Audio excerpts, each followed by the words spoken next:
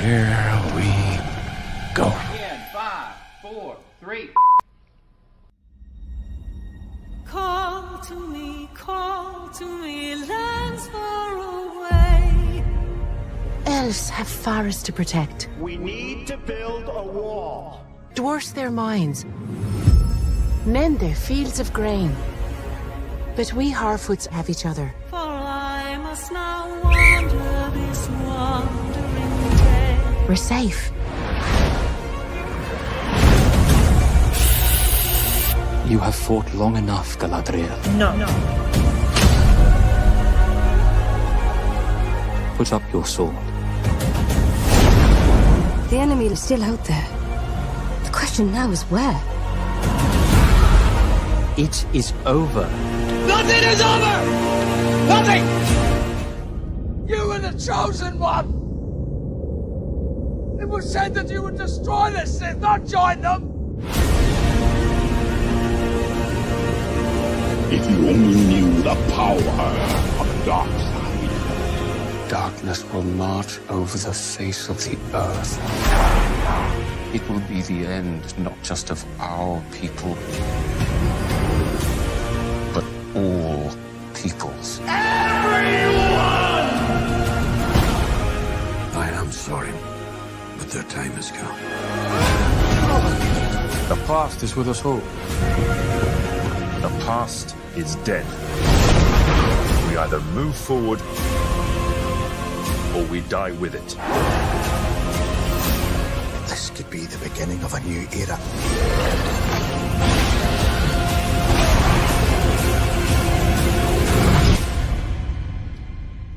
Away I must wander this wandering day.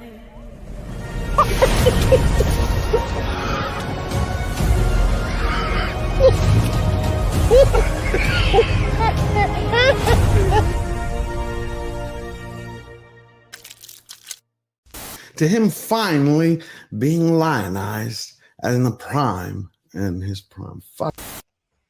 Do it! Shit. Just do it! Don't let your dreams dreams. Yesterday, you said tomorrow. So just do it! Make your dreams come true! Luke went from being... Oh, no. Welcome, Slayer Nation. I have some great news for you today. I hope you're all doing great. Nope, that didn't work. One more. You have failed me for the last time. Welcome, Slayer Nation. I hope... If you're tired of starting over, stop giving up. That is eating away at what you love in order for it to shine. And one man's vision is... Sometimes you don't have to make things better for them to be great again. You merely have to Okay. Hollywood continues to slow boil the culture and crazy. Well, right now, Spider-Man actor Andrew Garfield has stepped up and he's fighting motherfucker.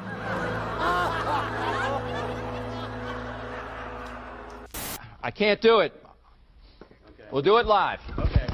We'll do it live. Fuck it. And unbearded dwarves, but Prime didn't stop there. They stapled in intersectionality, individuality, biddiga-dig-bee, biddiga-dig-boo.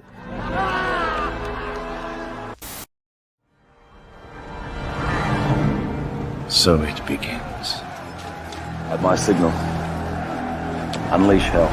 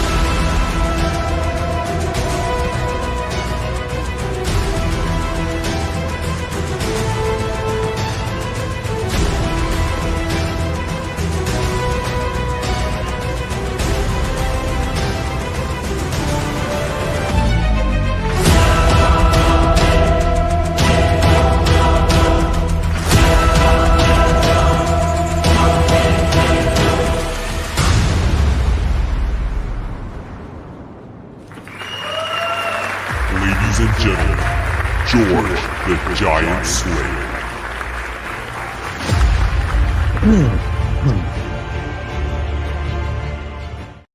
What's going on, everybody? Welcome back to Slayer Nation Live. How you doing? You know, I think I'm going to start the celebrations early. Next week, it will officially be 4 years since the channel was launched. And it's all because of you. Oh, my hair's doing crazy things today. Don't worry about it. It's Texas. You love it or you don't. And I love it. How are y'all doing? You know, every week that I say that the crazy, cranks up a notch. This week, the news was just the same and peculiar. I think that's the best way to put it. Thank you, Lord Thoth. Next week is the anniversary. And then a month after that, guess what? We hit 100 episodes for Slayer Nation Live. Isn't that incredible? I couldn't believe it. You know, when I first started streaming by myself and then started Slayer Nation Live, I still have to nail the streaming by myself bit. I'm going to do it. Get my feet back under me. Once I started doing it, in the beginning, I was like, okay, what do I do? What do I say? Where do I go? I'm like, just be me. And it all worked out great. And I love all of you. We got Aaron is here. Eric K, King of the Mods, Lord Thawed, King of Gentlemen, Razorburn, my favorite Rivet Head, Billy Loomis, Albert Zwicky, Josh Hammond. Look at all you amazing people. Every one of you has been here with us for the entire journey. And this week, let's see. It's like everything came together in a nice circle. Hollywood has completely lost the plot and the culture battle. They don't believe so. We got Paramount wanting to buy out Warner Brothers, which, of course, to me makes sense, especially after how Superman did. And James Gunn's connected universe, not connected. Everything's connected, but nothing is connected, even though it's all connected, and it sounds like Marvel again. Plus, we had the mainstream media melting down from CNN to MSNBC to Bill Maher over a president of the United States building a ballroom. Yeah, let that sink in for a second. If you go look up Google, encyclopedias if you still have them, go online to ChatGPT, check the facts, you're going to see that a number of presidents made additions to the White House. But for some reason, when Orange Man Bad does it, everybody loses their shit. We also have Ryan Coogler of Sinners fame and, of course, Creed is now signed on to reboot the Mama Files or X-Files. He made a boxing movie for his dad, and now he's going to make a race-swapped X-Files for his mommy. Plus, Glenn Powell shared a little bit about himself. Remember him from Top Gun and now the upcoming Running Man? He seems pretty based. Going to look at that. Have a few trailers out. Sydney Sweeney going full method to become Christie in the new Christie movie, an independent film where she plays the legendary boxer. Interesting. We also had Justine Bateman made fun of a new movie with Patrick Dempsey, which I didn't even know the man was still alive. Shit, I didn't know he had a career after I was 16 years old. But I guess he keeps plugging away. And she made fun of the film for perfect reasons. Plus Star Wars with Adam Driver. He seemed to spill the beans on a project that he so desperately wanted to come true. Anyway, it's going to be beautiful. We just crossed 220,000 subscribers because of you. So remember, never stay with. Thank you. Thank you. Thank you to the beautiful laugh track. You always like to have those fake laughs. But no, I hear it all from you. Y'all are amazing. I never say this, but please hit the like button. Share the video. YouTube is crazy today. So when you don't do that, when you don't comment, it doesn't spread it out in the algorithm. Hit it, smack it, lick it, share it. Get the word out there. Slayer Nation Live is here. All righty, let's bring him on out. Verbal is going to be joining us soon, and Epic Mike will be here. But we got the Angry Badger and the DA. How you doing? How you doing? Good to see you. Originally, I was going to show something else, but we always kind of do this unhinged segment of the week. Stuff that you find on social media, real people, fake people, Hollywood politics.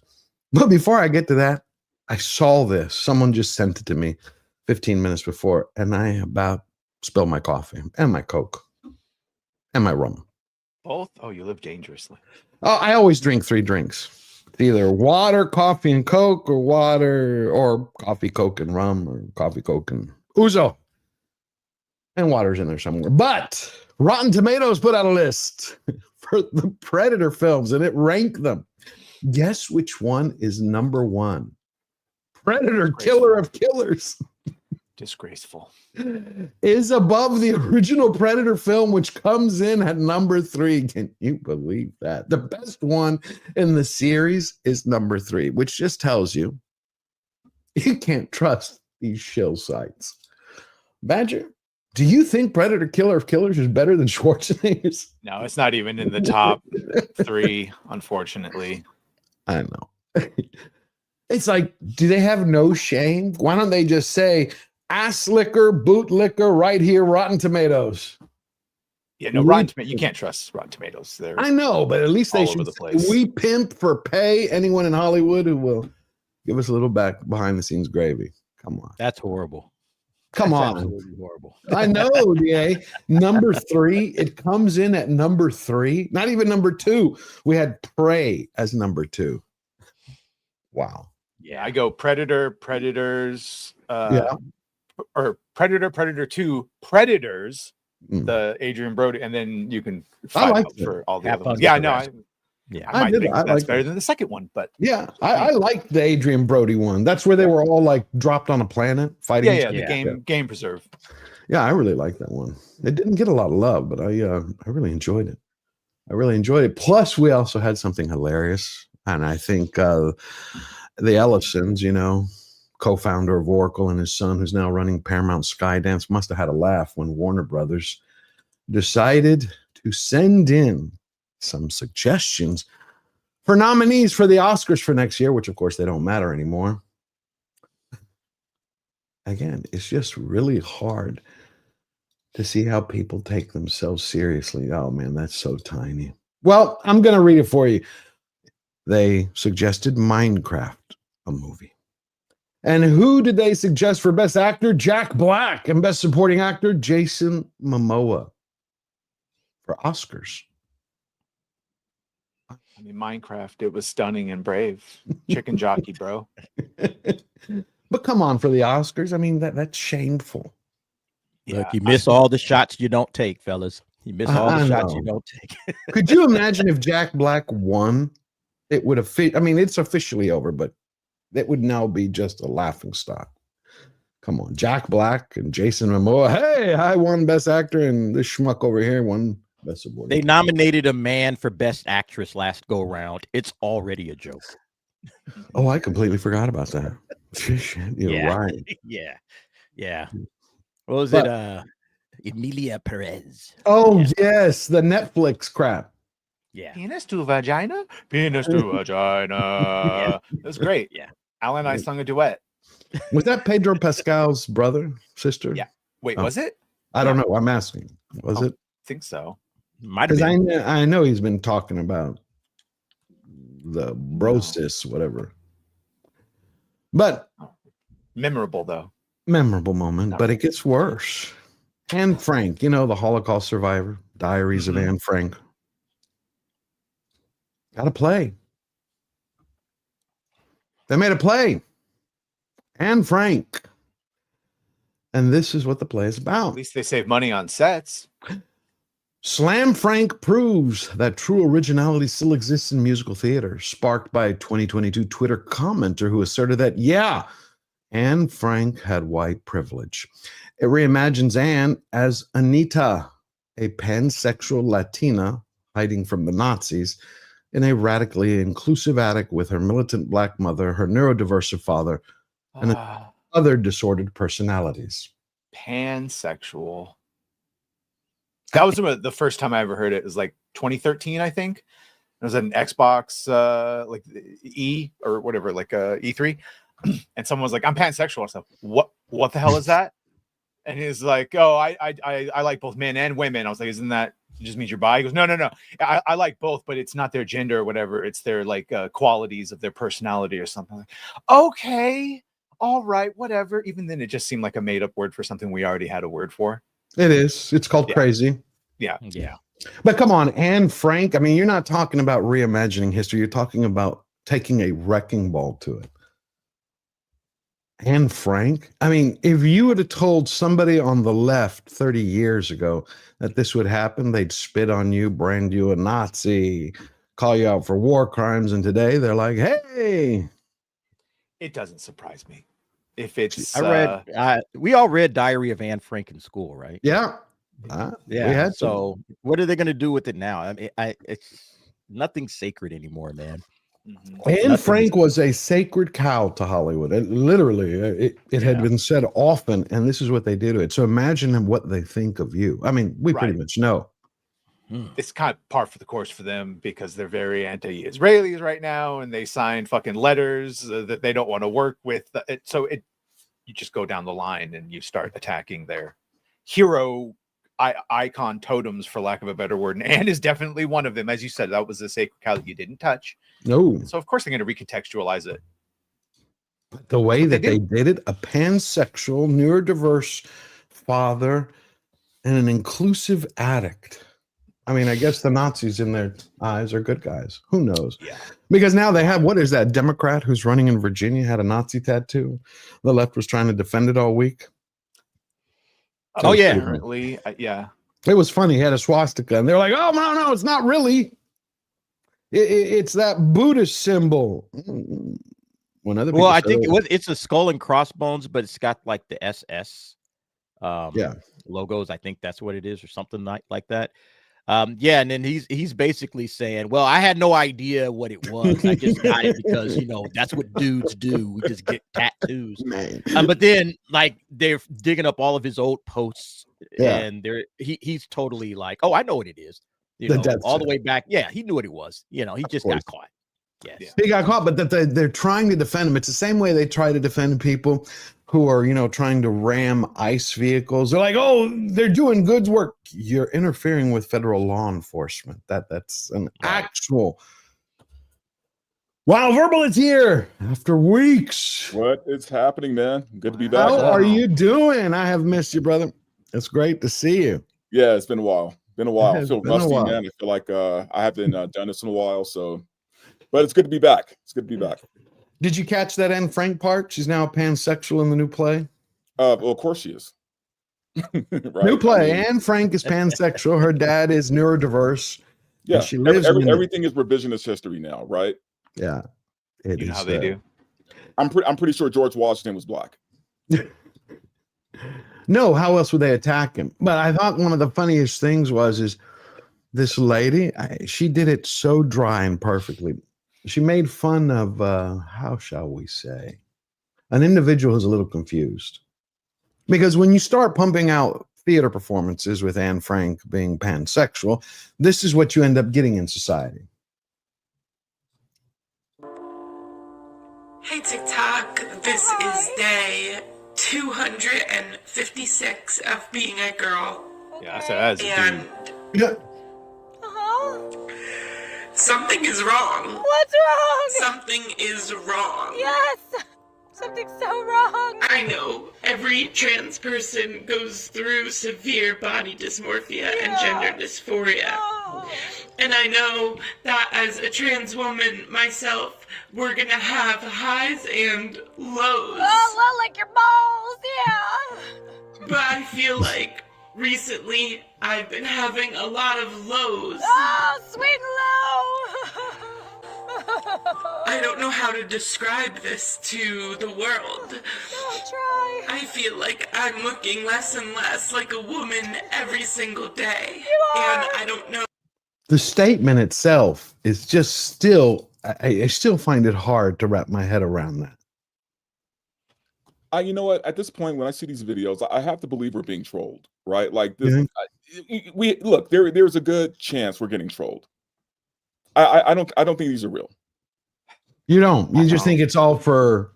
It's all for clicks. Show. It's all for clicks. It's all for show. This isn't real. Yeah, it's. It really can be. Well, I can tell you all the way across the ocean, there's something that it wasn't done to troll. before we get into Hollywood. It's like, again, everything that has happened in Hollywood, when people say, like, why do you cover Hollywood? And well, how do you connect it to politics? Because they are connected. Politics is downstream of culture, and we see it every day, everywhere we go. Well, in Germany, one of their main news stations decided to go visit a family. It's obviously in German, so you can read the captions. Hierzulande verboten ist. Einblick in ein sehr fremdes Familienleben. So they go throughout the whole thing.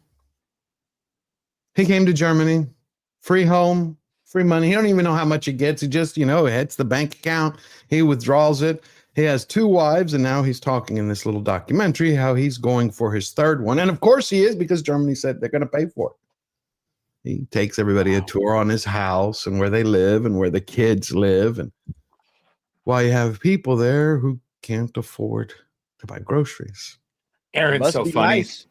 If it's illegal, enforce the law. I've been told that enforcing the law is authoritarianism, Nazi stuff, and that they're the only ones. So we can't do that. Sorry. Yeah. Get upset when all of a sudden you start enforcing the laws we all agreed upon. I just look at that and I'm like, they're broadcasting it. You think that the second that hit the air, everybody in Germany would have stood up. All the citizens would be like, okay, enough. We need to take back our country. This is what they voted for. Right? Yeah. They vote for this stuff. They want this. Because they want to look good and they want to feel good as their country is being ransacked and taken over by foreigners. But they want to feel good. It feels good that I'm able to give away my house to somebody else and give away my entire country to some other entity. It feels good, doesn't it? Like, no, it doesn't actually. But they won't ever admit how stupid this all looks because they realize they've been had. All right. They've been had. They realize it. But I think to admit it out loud, it hurts. It's like, man, we got suckered into giving away our country. Do you know what he says, DA? You know what he says, DA? He goes on to say that his whole goal is to have 20 children, to have a 4th wife, so he can hit 20 children in under 10 years. In order to pay for it. In order to, he said, turn Germany completely to Allah. And he goes on this whole thing, and he's smiling the entire time. So I'm sitting here going, could you imagine that? And then I look here, and I go, the Big Apple, in what, a week, is about to vote for a communist who... What's 100% happening here? What was the one we just saw? And it was either Dearborn, Michigan, or one of those places that has an almost all now Muslim community, including the Muslim chief of police. And the city council. The call to fucking prayer. Mecca and prayer, is no different than church bells. Even though church bells don't go every single day, 3 times or 4 times a day, whatever. 5 times. And people insane. said, well, we don't do that. Could you imagine if they said, well, okay, we're going to ring our church bells 5 times a day. We're going to put it on a loudspeaker so the entire city can hear it. They would lock that down and say, no, you're violating our rights. But I have to assume too that because this is Germany, like there's maybe like a level of overcompensation happening, like them providing for the brown people because of but that's how long are they going to do that? The country's gone. And it's the same thing that's happening in the UK. I see it day by day, though. I get a lot of flack from people who live there. They're like, no, George, it's not like that. It's like DA said, this is what they voted for, man. Look, here's the thing: people will do what you allow them to do, right? Correct. I mean, even in this country, we allow people who aren't born here, who aren't natural citizens or gotten citizenship the right way to leech off our system to with food stamps, with welfare. I mean, we're just not saying the quiet part out loud like Germany is. Yeah, but we're about to in New York because I think he's going to win. The only thing I think is I'm a little bit different. I didn't want Zoran Mamdani to win. I didn't. I had helped people to campaign against it as much as I could do from here. And then I realized, wait a minute. Maybe it is the smartest thing for him to win because we need to actually have it happen to a major city in the United States to see the results of it. Maybe that will wake people up. Well, you would think that, man, but you look at California, right? When Gavin Newsom made crime legal, you would think more people would have stood up and said, hey, we don't want this. But no, San Francisco let their city go to shit. Well, you saw that guy who killed how many people? 3 people this week? The driver, the commercial driver. Oh, yeah. I saw that, yeah. Wait, another one? The one this week. Oh yeah. This one was in California this time. Another illegal immigrant got a driver's license, got a CDL, commercial driver's license, and just plowed through traffic, just like and murdered 3 people, including I think a married couple and who just got married. Coach. Yeah, there's a basketball coach. I was just like sick, or maybe a football coach, but either way, I was sick, to my stomach. But yeah, this guy's just, illegal immigrant, gets a driver's license, gets a job to drive a big rig, and then I don't know if he was sleeping at the wheel or what. Drugs. Was. Drugs. Oh, was it drugs? Yeah. Okay. And the thing is, he failed the test. He failed the test DA 10 times, and then they gave it to him. And then they just gave it. He failed the test. Here it is. Here's the actual video. If you haven't seen it. Yeah, this is disturbing, man. And maybe don't watch if you don't want to see people be murdered. No, it's not going to show people. It's just going to show the crash. It doesn't. Well, I think we can. Yeah. Yeah, I know. Well, crazy. Yeah. That was it. I mean, he just plowed right in. And let me guess, he's not in jail? No, he was arrested. But the thing is the Secretary of Transportation came out and was like, this is again the result of what the administration told California, stop handing out these CDLs, go by the new guidelines, pass them to the feds. And Gavin Newsom was like, oh no, this is Trump's fault. This is his federal law. We're just following law. And they're like, no, you're not. You're giving out commercial driver's license to people who aren't legally here. And he's like, guess what? He came in under Biden's open border. Of course he did. Had filed for asylum. And Trump's like, we want to review all of these. Anyway, it's been one of those weeks. But I would say one of the most unhinged videos of the week had to be this one. It's also funny as hell. It was Cackles herself giving Hillary Clinton a run for her money. It's just too funny. Stories of your baby nieces, Amara and Leela. When are they going to see a woman in charge in the White House? In their lifetime, for sure. Could it be you? Possibly. Have you made a decision yet? No, I have not. But you say in your book, I'm not done. That is correct. I am not done. I have lived my entire career a life of service, and it's in my bones. And there are many ways to serve. I've not decided yet what I will do in the future beyond what I am doing right now. But you've been very clear that it's a possibility you might run again to become president. And in my experience interviewing politicians, when someone says I'm not done, it means they are thinking seriously about running. But when you look at the bookies' odds, they put you as an outsider, even behind Dwayne "The Rock" Johnson. I mean, is that underestimating you? To tell it to right to her face, you got no shot. I thought that was the funniest. Like, how do you respond? Oh wait, she responds in the typical Cackles way. I think there are all kinds of polls that will tell you a variety of things. I've never listened to polls. If I listened to polls, I would have not run for my first office or my second office. And I certainly wouldn't be sitting here in this interview. She knows a thing or two about polls. That is for sure. Oh, she knows a lot about it. She needs to start listening to the polls. Sampling Montel Williams' poll back in the day.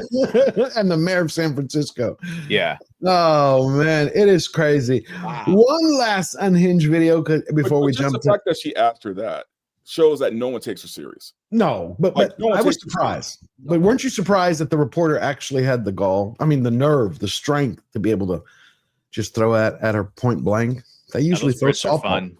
Those Brits are fun. Yeah, when they want to be serious and they want to be factual, they do. Both barrels blasting. Well, Bill Maher seems to flip-flop back and forth. I can't make up my mind about him. Sometimes I feel like he's sane. Other times I feel he's like, okay, the ratings are down. Got to throw a little bit of red meat. Someone put this video together of how in 2024, right after the election, he was making fun of Scott Adams and a lot of conservative opinion makers. And then James Carville came out the other day. And made a statement. So somebody put him together. Pretty interesting. Listen to this. Conservative cartoonist Scott Adams said in 2020 that if Biden were elected, it would mean that there's a good chance you will be dead within a year. Republicans will be hunted. Okay. Mike Cernovich is a popular conservative influencer, and he says that if Kamala had won, listen to this, quoting, By now, there'd be over 5 million gang members in the country. Also, Elon is in prison, Trump is dead, I'm dead, or in a gulag. Your family is being rounded up, about to be murdered. We were that close.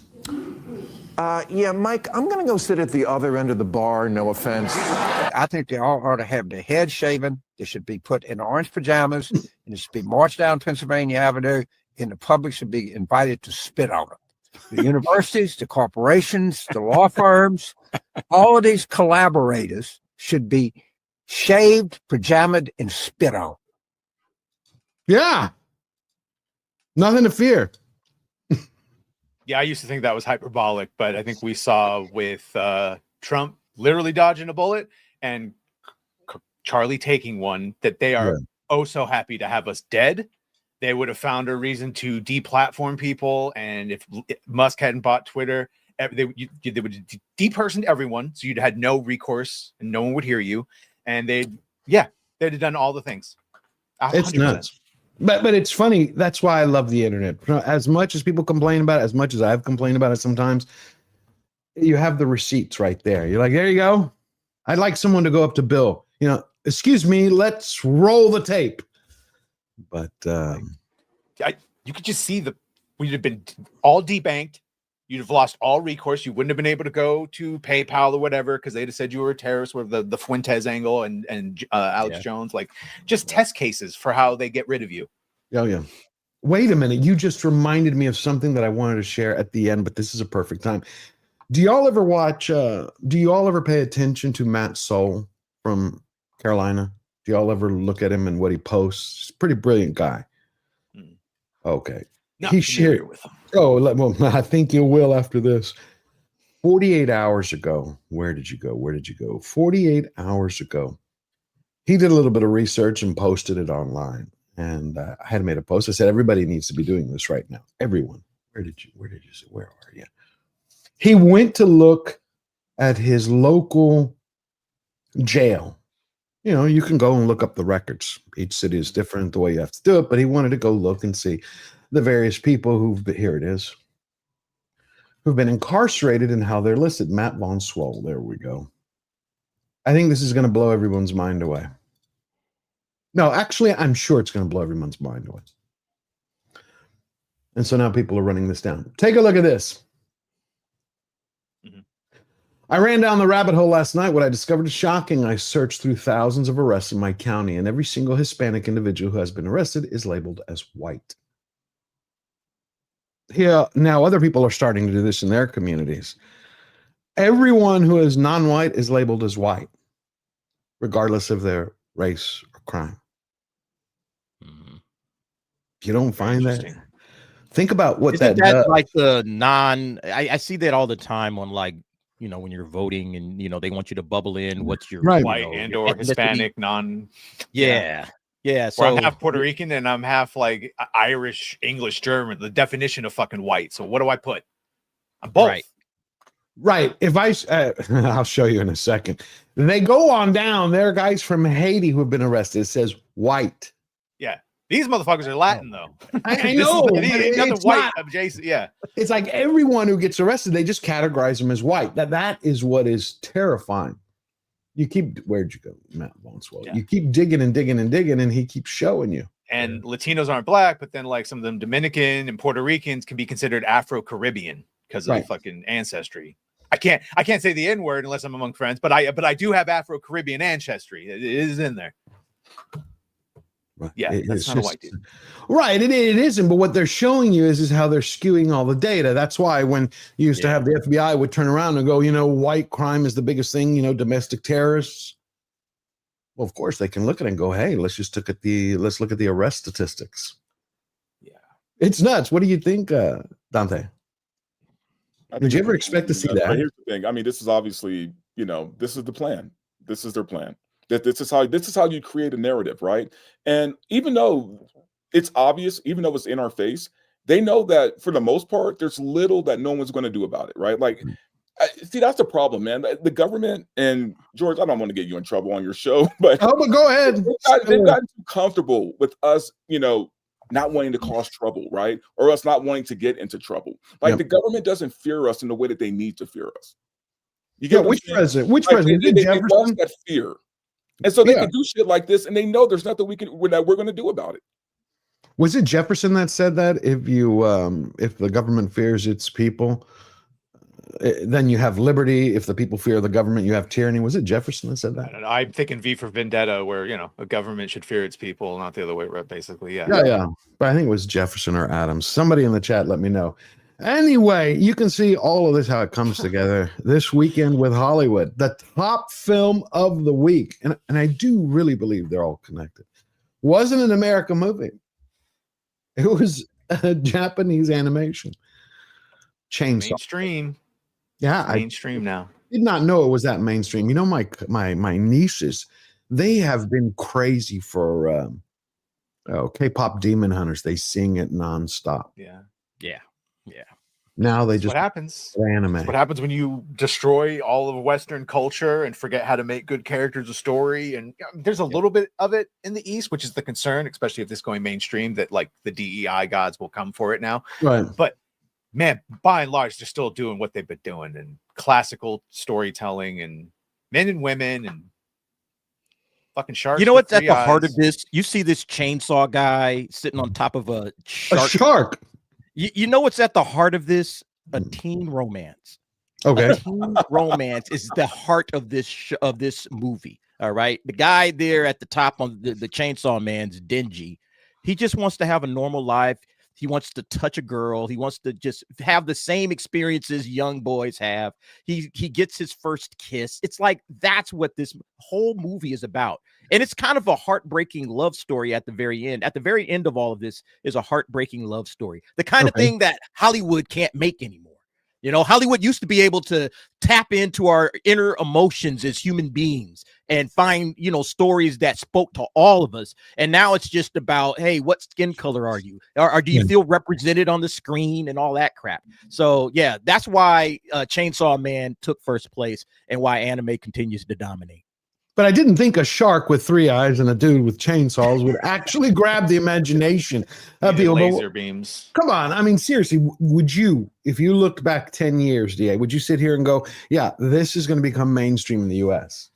Seriously. No, I wouldn't have expected it, because at some point in time, I would have figured that Hollywood would have got its shit together and said, all right, let's start doing what we know we can do. Demon Slayer.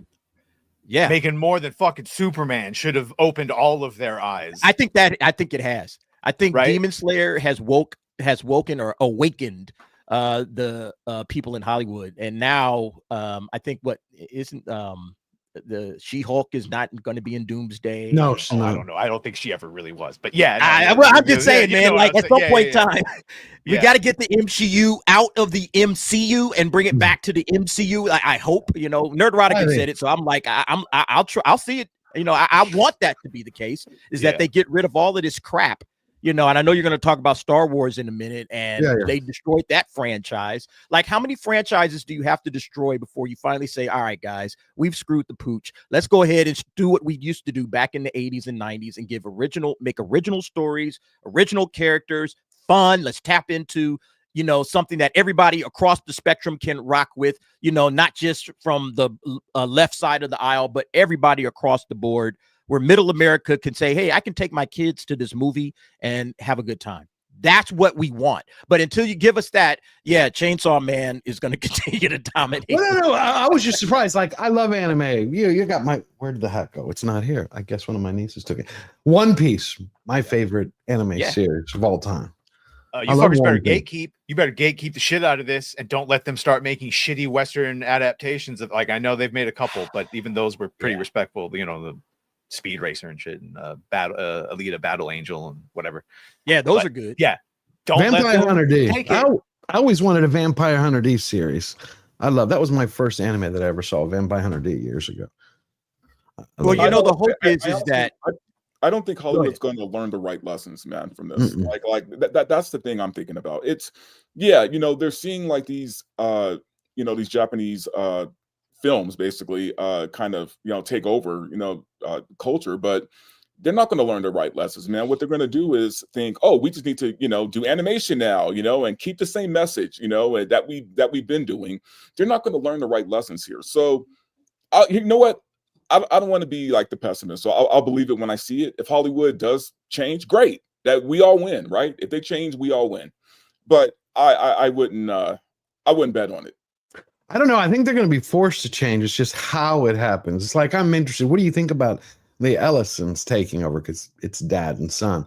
Paramount, Skydance, and now they want to buy Warner Brothers. I mean, until it happens, man. I mean, it's all rumor, right? I mean,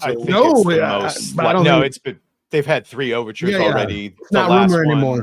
Yeah, the last one involved Zaslav getting a co-CEO part of it and $23.50 a stock, which blah blah blah blah blah blah blah. At the end of the day, I think Paramount will win. They're not going to get that bidding war that they think they're going to get. No, and I think Netflix is out. Yeah. Oh no, Netflix has already said we're just interested in the IP, but we have no intention of building a whole fucking thing. It's I think it would be a bird in the hand. We're two in the bush type situation. Like, bro, it was 80% cash assets. Yeah. Take the fucking money. Yeah, because Zaslav didn't have a choice. Originally, as this started to bubble up, he was trying basically to avoid it. And then he remembered he has a fiduciary responsibility to his shareholders. And so that's why he put in the rumor is he said, okay, I got a $30 per share target. Webcam. Yeah, I know. And then I don't think he's going to get to that 30, though. I think he's going to have to come down from that. I think he will, because Ellison, remember, his dad, second richest man on the planet. He's Larry Ellison, yeah. Larry Ellis is way past Bezos, and Amazon is looking at it. That's when they started doing. Maybe we'll do a split strategy. You buy Warner Brothers, we keep Discovery. They want to piecemeal it out. But the thing is the Writers Guild are now saying they're getting into the trenches to fight this disaster, which will destroy Hollywood. I was like, what are you going to do? They're going to write a strongly worded letter. An email That's all he can do. They're going to go to ChatGPT to launch an email campaign. Come on. At the end of the day, the government, this government, Trump's government, and the Brendan Carr and the FTC, all that's going to be far more advantageous to an Ellison. I take that for what you will, but also I asked Grok this too, and Grok said the same shit. So I'm agreeing with the machine overlord that I trust, and that's it. Like, bro, Paramount is the one doing all the action. They're the one getting the Duffer Brothers. They're the ones getting James Mangold. They're the ones acquiring and saying that we want to do theatrical releases. So it's like they're literally putting rubber to the road. They're the ones that had Skydance drop all their DEI shit before that merger. The only thing I don't like about the Ellisons, I don't like Larry Ellison, because he really has bought into this. He doesn't state it as Agenda 30, but when the UK's Prime Minister Starmer came out and said that by 2026, by the end of 2026, every UK citizen will have to have a digital ID or they will not be able to work. Ellison come out and said that needs to be everywhere. Like, we need that everywhere. And so he's kind of like on a different mentality of like Bond. He's not thinking how badly that could be used. Right. But to me, he reminds me of a Bond villain. I know. And it's just, but his son, he says he loves Eggers and he wants a deal because Eggers has a deal with Warner Brothers, which they genuinely want theatrical releases to not go away, at least not for a while. And I'm all in on that. That's why I support them. I agree. I'm all in because I can see it happening if Netflix or Amazon or any of these other big tech companies swoop in and grab it up because they can afford it too. They have as much money, if not more, to put together to grab, Warner Brothers Discovery. So I want to see a studio get the bid. I want Paramount to win this one. And I hope they do, because again, I don't want theatrical releases to go away. Taylor Sheridan, Batman. Oh man, that's what I'm saying. If Netflix or Apple or Amazon get it, you already know what's going to happen. It's all streaming from all going forward because they don't need theatrical releases. They don't need them. And they don't want them, to be honest with you. No, they don't. But Amazon is now said they're going to bid, which. Again, that's why I have more faith in Ellison, because when he wants something, he gets it, and I think he'll back his son all the way. So I don't think Bezos wants to go head to head with Ellison. I mean, I think he will just to save face, like, hey, we put in our bid. But by the latest report that I read, they're setting up what was it called? A safe room, a data room, so they can come review all the financials next week. The bidders, the serious bidders. Okay. It was interesting because I had never heard that before. It's like, okay, you need to be able to take a look at our financials. You want to buy it. We're going to set up a room for you. It wasn't called a safe room. It was another word. It was almost akin to a safe room where they can. It's like those skiffs they go into in the government. Yeah. Where it's like you'll look at our financials there, then you can decide. There's those that say that Zaslav never had any plan. He's not a creative. He was just going to make the company profitable and do what is happening right now. Yeah. Yeah, I agree with that. I agree with that. But one of my favorite videos, and maybe that's where Paramount smelled blood after Superman. I went and broke down the numbers, right? I looked at it. When you combine their marketing, unless I'm wrong, when I was looking at my numbers, the whole cost for Superman, where'd you go, you little fucker? The whole cost for Superman was $350 million when you have $225 million production budget, $125 million marketing, worldwide gross $615 million. Then you do the studio share with theaters 50%. And they basically lost anywhere from $55 to $80 million on that film. Yeah, I keep hearing people trying to sell it. No, they keep trying to sell it as a success. You think that's conservative, 80 million? Forbes came out and said it lost 42 million theatrically, and it was ambiguous whether with ancillary profit revenue it would end up hitting a fucking return. Bro, again, this is the movie. I love it. I don't know who these people. Oh, I guess I do because they're not here. All of a sudden, everyone forgot how to do math. The same fucking math that we apply to every other movie. We stopped applying to Superman and did this weird mental jujitsu about how it made money and how profitable it was, and it just wasn't. Yeah, but you had Hollywood Reporter, Vanity Fair, Variety. They were all trying to pump this Superman as a success. That's what they do. Correct. That's their job. Yeah, but the numbers don't lie. They don't. Correct. It's the same way no, they don't. Disney, when the Forbes wrote that article of how much each, Star Wars film made under Disney. Yeah. You could see it. They did this with Tron Ares, where they tried to say, oh, well, it's really not going to lose this. And then if you add in this revenue, that then someone did the math, but they'd be paying themselves. So it's a really weird and obvious farce. They do it because they want to listen. The shareholders, they have to know that all of this money they're spending is turned into something successful.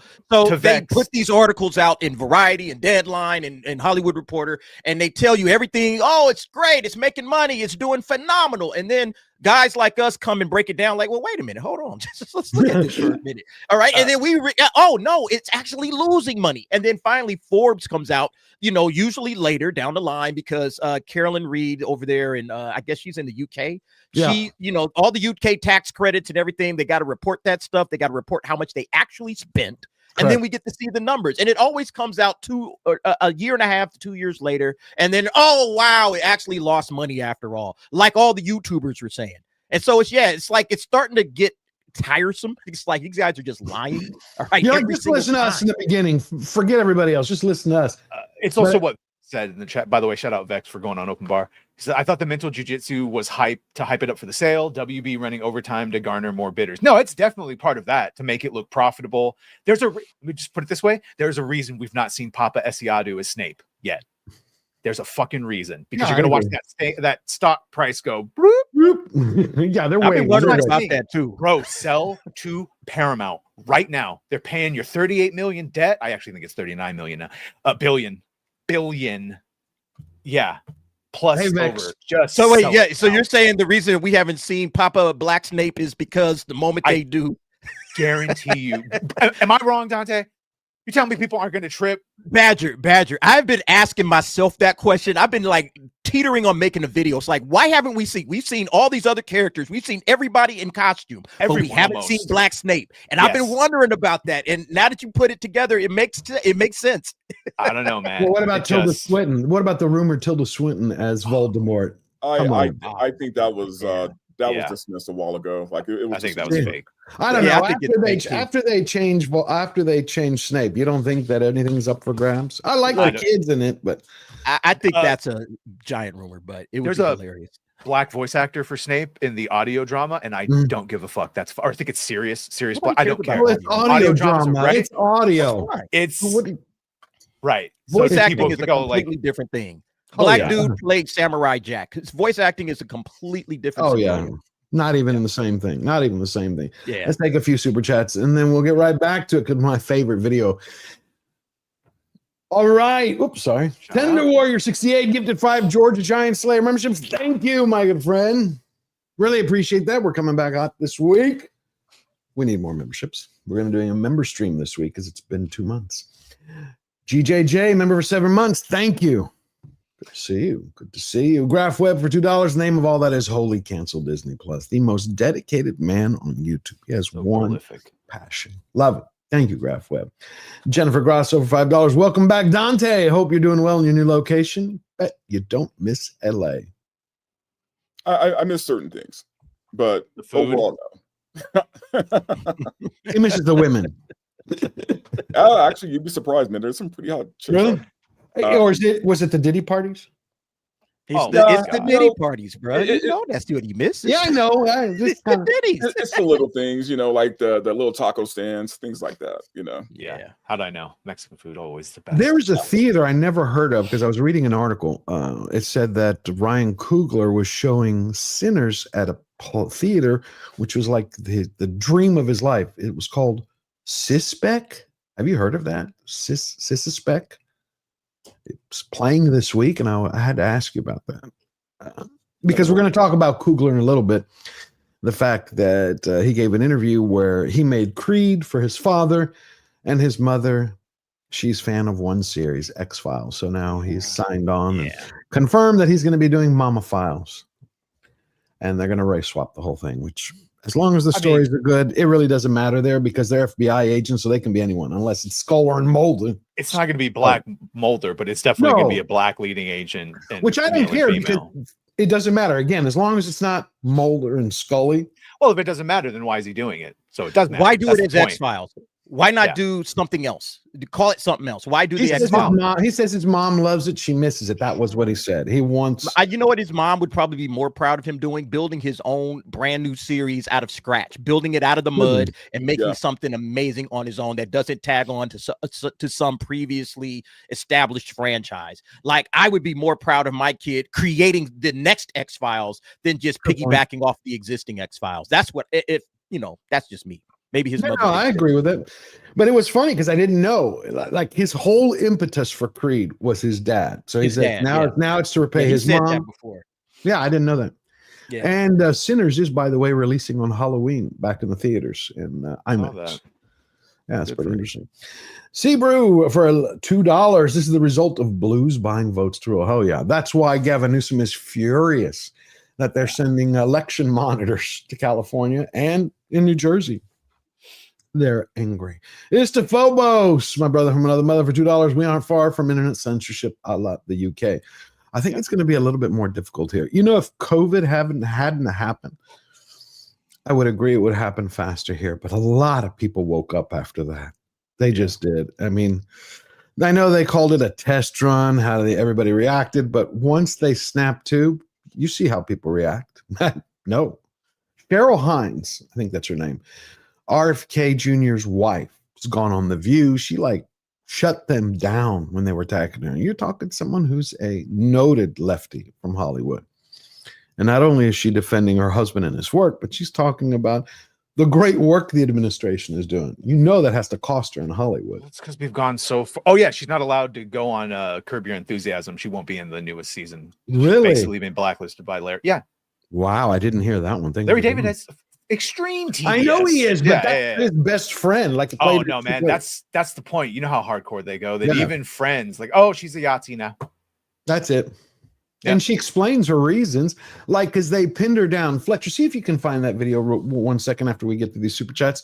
She was on The View, I think it was 10 days ago, and they were saying, what do you think about, the whole Tylenol thing? And the president's saying this, and your husband's saying this, but your husband isn't a medical doctor. And she's like, well, did you know that Obama's Secretary of Health and Human Services was an economist? And they just looked at her like, okay, Whoopi's like, we got to cut the commercial. We'll come right back. Also, Tylenol tells you not to fucking take their product while you're pregnant. There's so many studies that you can look up. Yeah, it's a whole thing. They just have lost their mind. Skull Leader, always wonderful to see you. $10. What the difference between New York and Karen Bass? Karen Bass went to Cuba to train with Castro. Look at Portland. They were rebelling against federal law. Yeah. By the way, some news on that. I'm actually planning right now. I'm going to be going with someone to Boston for some to cover Antifa and maybe Portland right after that. Right there. Yeah, I'm gonna be going. Yeah, I'm setting it up now because I want to see it for myself. You know, you watch it, you have people you trust, but I want to go see it. Thank you, Skull Leader. So we'll do something live from there. Be careful out there, George. Oh yeah. Yeah, I'm gonna wear a big Trump shirt. Hey, I went to a Skinny Puppy concert, my very first industrial concert. And I walked in there, I was 16 years old. And a friend of mine, Patrick Cusick, somebody that I grew up with since the second grade, well, you know, we drove there and he's like, and I had a jacket on because it was December. And back then, December was like 30 degrees in Houston. And he's like, why is your jacket all the way zipped up? I said, you wait and see till we get inside the Skinny Puppy concert. I walk in and half of them had swastikas on, you know, I unzipped my jacket at this big Star of David. And then I looked at me like, who is the batshit crazy dude here? Nobody bugged me because they like, he must be nuts. I enjoyed the music. So no, I think Antifa needs to have a swivel. Yeah, I will. I just think Antifa has gone too far. And these judges, you know, every time the president talks about how he's going to send the National Guard in, you get some other schmuck who comes up there and they're like, no, you can't send them, even though the precedent has been sent. But, anyway, thank you, Razorburn. Member for 9 months. Consider a Halloween stream. I'm going to do that. We're going to do that. It's a good idea. Going to do that. Thank you, Razorburn. Flying blind on a rocket cycle. Member for 6 months. 6 months. Groovy. I know it is. I love seeing that. 6 months, 12 months. It's a beautiful thing. Flying blind on a rocket cycle. $2. Hi, y'all. Always good to see you. Hi. We also have Narrow Boat with Nigel. Member for 15 months. Yeah. Loving the show, George. Hope all is well. It is. Always enjoying your videos. If you haven't checked them out, go look at Narrow Boat with Nigel. TGV Monster gifted another George the Giant Slayer membership. Thank you. Please go thank him. Brilliant guy. Here's the video I was telling you so everybody can see it. Play it, Fletcher. Respectfully, is that your husband is the least qualified Department of Health and Human Services head that we've had in history. I think that's a very dangerous. Why is he less qualified than an economist? I think How is that he possible? is less qualified. He has spent his career studying toxins, studying people's health, fighting for one guy who was using Roundup for his job. He has also spread a lot of misinformation, a lot of chaos, a lot of confusion, and I think it's just a very dangerous thing. I say it with the utmost respect. Some of it's good and some of it's not. That's the point. Pause that for a second. We all have different views. Yes. It's like, I hate your fucking guts, but I say that with ultimate respect. Yeah. What were the bad things he said? You want to go ahead and state that out? What was the negative? The vaccines that she doesn't want to talk about. Exactly, because they know if they did, we could point about that they weren't vaccines, they were gene therapies, the death rate, the tumor increases, the sudden all-cause mortality. Yeah, they're indefensible. You saw Riley Gaines. She had a new baby. And she was talking about how, we'll get right to the video in a second, just leave it right there. She was being interviewed by, I think her name was Sarah Steele or something like that. And she was being interviewed and she had a baby on her hands, a newborn. How the hospital was angry at her because they wanted to give whatever the vaccines are. I think it was Hep B she was talking about. And she was like, no. And they tried to badger her into it. No pun intended. Hey. They tried to badger her into it. And she was explaining like, no, we're going to take care of it. And she's like, I don't want to do that. I don't want to do this whole set. I think that's bad for the body. And so she was trying to bring up RFK, with study after study, and the hospital was just like, no. It's like, yeah, because they represent the pharmaceutical company. Remember, hospitals are not your friends. Yes, they save lives. I believe they do. But I knew many hospital CEOs. They all told me the same thing behind closed doors. They are hotels. Those are the exact words of 4 CEOs of hospitals that I knew. Yeah. We're hotels. Our job is to be 95% booked at all times. They don't care. Individuals are there to heal you. The company is there to make money. All right, Fletcher.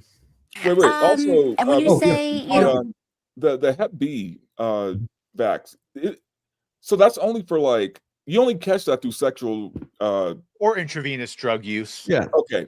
So why would a baby need that? Riley Gaines. Well, you never know, right? I mean, is the baby shooting up black tar heroin? Like what's going on? That's the point. That's what RFK was getting to, that when he was growing up, there was 3 or 4 important ones, polio, shit like that. Yeah. And then because they realized it was profitable, they came up with whatever the fuck it is. 72, it's like 16, but then 3 doses of ED. So it's like 72 injections. Yeah. And so that, in conjunction with maybe acetaminophen, gets us some rising statistics that they were trying to talk about. Well, I agree. It's Misinformation. It's a big Ponzi. It's not a Ponzi. It's a big pyramid scheme. Yeah. They get you hooked, so you pay for the rest of your life. Once something becomes profitable, it's the same thing with the COVID. Let's disinfect everything agency and all the protocols, because people started making money. The reason homelessness doesn't go away is because all these motherfuckers make millions of dollars a year to tackle the homeless problem. Yeah. Hep C, not Hep B. You're correct. It was a slip of the tongue. Hep C. Yeah, sorry. But it's the same way. I don't believe most of the corporate executives over in the pharmaceutical companies are quote unquote leftists or Marxists, where they're pushing the trans movement. They're doing it so they can have lifetime patients. Yeah, they don't give a shit about anything. Trying to trans kids, right? Yeah. Once you do it, once you start the process, You're have in a it. customer for life. Lifelong medical patient. And then if they detrans, they're the same thing. Yeah. So they're getting it both. I mean, it's the same way. fantastic. It's like the cigarette companies. You know what I mean? It's like just give them a few free ones. They'll come back. Yeah. They'll never really leave. You know what I mean? I will say I used to like that about Vegas when I went. You got free cigarettes in the old days when you play at the tables. You did. They used to bring you cigarettes. All right, Fletcher. We could go back to COVID when He's connecting circumcision to autism. May I finish? Please. When Fauci people were saying when you get the vaccine, you cannot transmit COVID. It will stop COVID. And that was disinformation, misinformation. We were also still learning about it. It was a novel virus we've never encountered before. Right. Because now the doctors will acknowledge that. And Dr. Fauci has a medical degree. At the time, they were censoring Bobby because Bobby said, where's the science to show us this? And there wasn't any. But people attacked him and said, you're wrong. So it's like, let's take a step back. I know that's your opinion, and that's okay. There is another piece, but I'll look for that later, where it's Whoopi comes right in after she says Obama's Secretary of Health and Human Services was an economist. Then Whoopi, about a few seconds later, is like, we'll get back to that in a second after we go to commercial. They also never tested for that, whether it transmitted to other people, and yet they blindly said it. Right. And then we'll retroactively be like, we never said that. Right. But did you see how she threw that out? Fauci was an MD. Like, is that expert status to me means nothing anymore. You have to prove it. Where are your actions, your good choices? Remember how he got pardoned by Biden, and his pardon went all the way back to 2014? Oh, yeah. Wonder what he did. Yeah. Oh, big time. Here's the Riley Gaines video, by the way. I found a part of it, not the whole thing. In terms of vaccinations, we did nothing. That is not to say that we are anti-vax. It's not to say that maybe we won't later down the road. But I think it's more so just asking the questions. But it didn't make sense to give a baby, an infant, a newborn who is merely minutes old at this point, vaccines. Did you get any pushback from doctors? So we had this thing because her blood type is different than my blood type. She had to spend her first night in the room with us, but under this like blue light to help with her bilirubin levels. And so there was a bit of jaundice there. NICU nurses were involved in this process. And when the NICU nurses came in, that's where there was a bit of shame. Granted, they see some of the worst things. They came in and they, so why did you defer the Hep B vaccine? I'm like, this is whatever she's dealing with right now has nothing to do with that. So why are you even asking me that? She said, your baby needs donor milk. Are you okay with that? I said, well, yes, but like, who are the donors, right? Because I have been very particular about what I put in my body. How do I know that woman didn't have the COVID vaccine? And if that's the case, like, does that something that is pasteurized out? Like, I had all these questions for her and she said, I don't know, I've never had someone ask me that. Why don't you look it up and then let me know? And I was like, yeah, is that my job? Yeah. Wow. Arrogance. That's just pure arrogance, nothing more. RFK also wrote a book about Fauci that boy says a whole bunch of fun things, and he has never been sued for that book. Let that stand with what you will. Yeah. I agree. Thank you, Jennifer Grosso, for $2. That's Hep C. You're absolutely correct. That was a slip of mine, and then we just continued with it. But you Put it straight. Here's the video I was saying. It's been one of my favorite for the last few weeks because we're talking about Warner Brothers. I think that Paramount saw that they were ripe for the taking. But when we look at Superman, as I believe they lost 80 million. I think that's conservative. We had Gunn was asked. Have you seen this one, Badger? Oh, I've played it many times. Oh, every time I okay. talk. Sorry, it's kind of my thing. Sorry, I think I didn't know Alfred that. loves talking about James Gunn's failure. Yeah, his body language, that he can't make eye contact, the admission, the awkward laugh. It's just. It is. It's a chef's kiss. That's what I've been watching. Absolutely. So one thing I've been really curious about is you've referenced things like Peacemaker Season 2 and Lanterns setting up different threads and arcs. How far do these arcs go? Like, do they culminate in Man of Tomorrow, or can we expect them to go further than that? If I stay, they definitely go significantly further than Man of Tomorrow. Okay. So now, you know, whether or not that'll be me that's able to fulfill that promise depends on a lot of things in life. But yeah, it looks like he's like either constipated or got something. He's so uncomfortable with that question.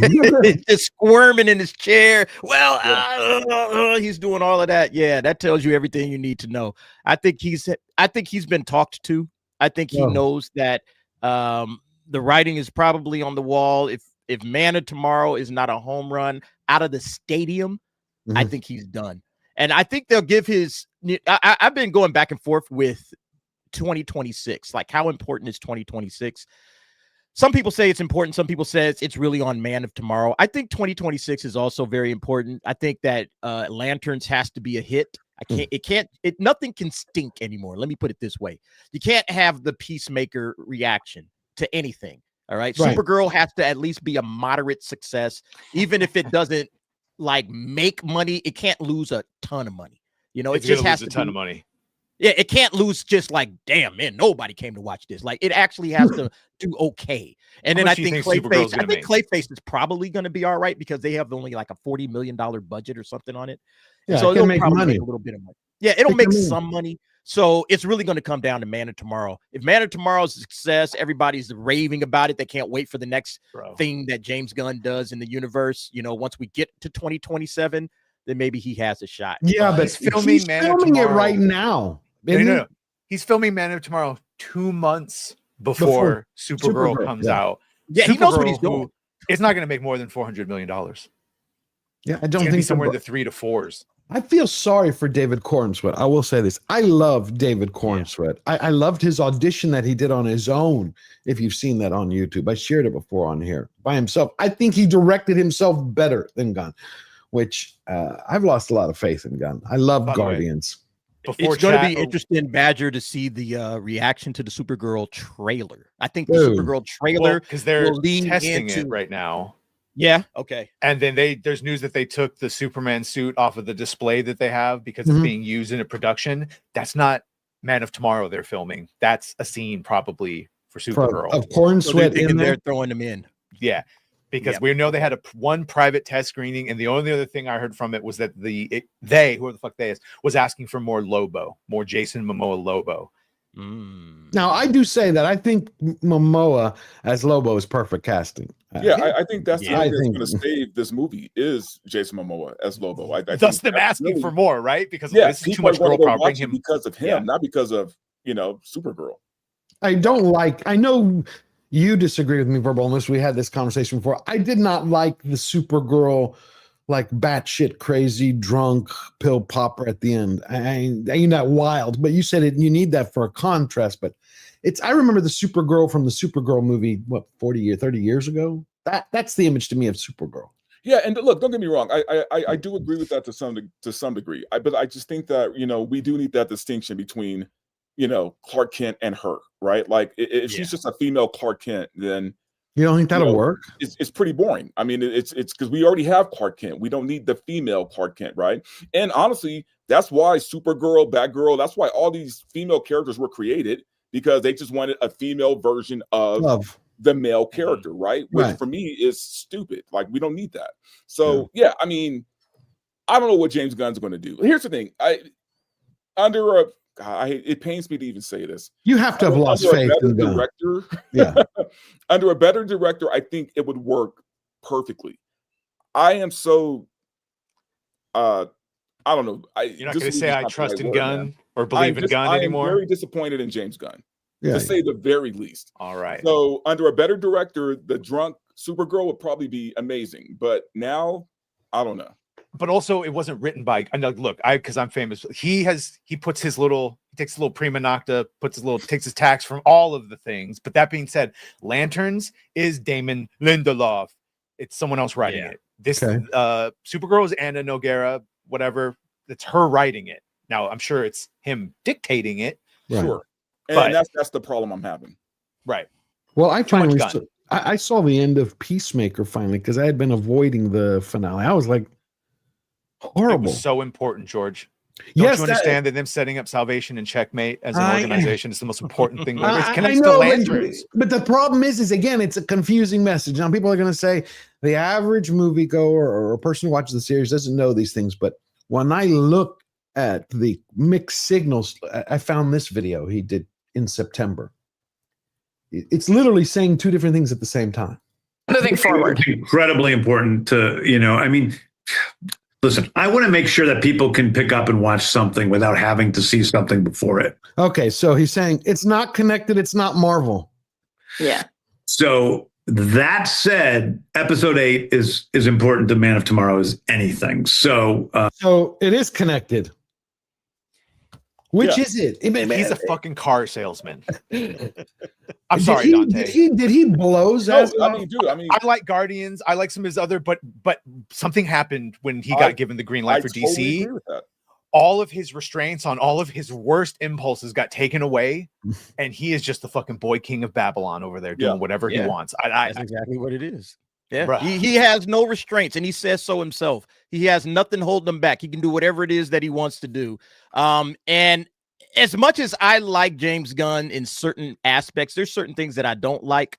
Again, I think his over-reliance on crude humor and debauchery and all that kind of stuff, it just hurts. All right, it hurts your overall universe. You're trying to set up. Look, let's just be honest.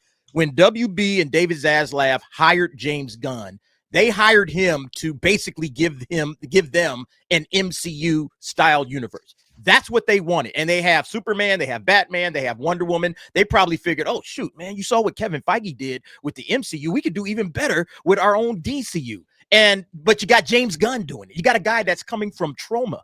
Okay. Yeah. You got a guy with that kind of a mentality coming and lording over your universe. There's no way in the world he's going to be able to do something that's PG-13 down the line. This guy is knee deep in his own debauchery, in his own mind. This is what he loves. And so if you don't put some restraints on him and you don't put some handcuffs on him, he's going to go buck wild, which is what he's done, and he's just going to run it into the ground, which is what he's done. Yeah. Batman, Superman, Wonder Woman. Done. Batman, Superman, Wonder Woman. No, but he did everything that his worst detractors said. And even Steel Man, that like, oh, he won't do that. He'll sacrifice. No, he connected all of his characters, brought them into the DCU. He focused on his Superman.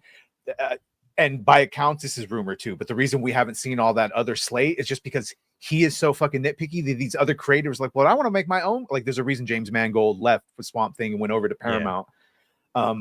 Yeah, dude, like when Bo DeMeo did 97, I remember he was saying, like, oh, there was a bunch of fan things I could have done just for myself in character moments. But instead, I gave the characters that needed their glow up just because it was strong for the foundations. And Gunn just did none of that, man. He just set no foundations.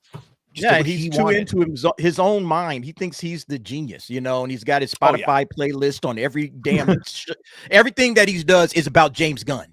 All right. It's all about James Gunn. My favorite music, my favorite characters, the stuff that I love. And it's not about you, the audience, and what you want. That's what he should be doing. That's what he's not doing. If he liked it, it was the right choice. Right. Exactly. So he's making it for himself, is what you're saying. Yeah. He's making his own James Gunn universe. That's what it is. With DC characters, which is the worst thing to do. It's like Tom Cruise. When Tom Cruise makes a movie, he's making it for the audience. He's not making it for Tom Cruise to be happy. He's going, what will entertain you? Guy Gardner was in Superman because he likes Guy Gardner. Damian is supposed to be the Rob because he thinks Damian. You don't. It's just Lex Luthor. I was listening how he relates to Lex Luthor. He relates to Lex Luthor. I've never heard of that.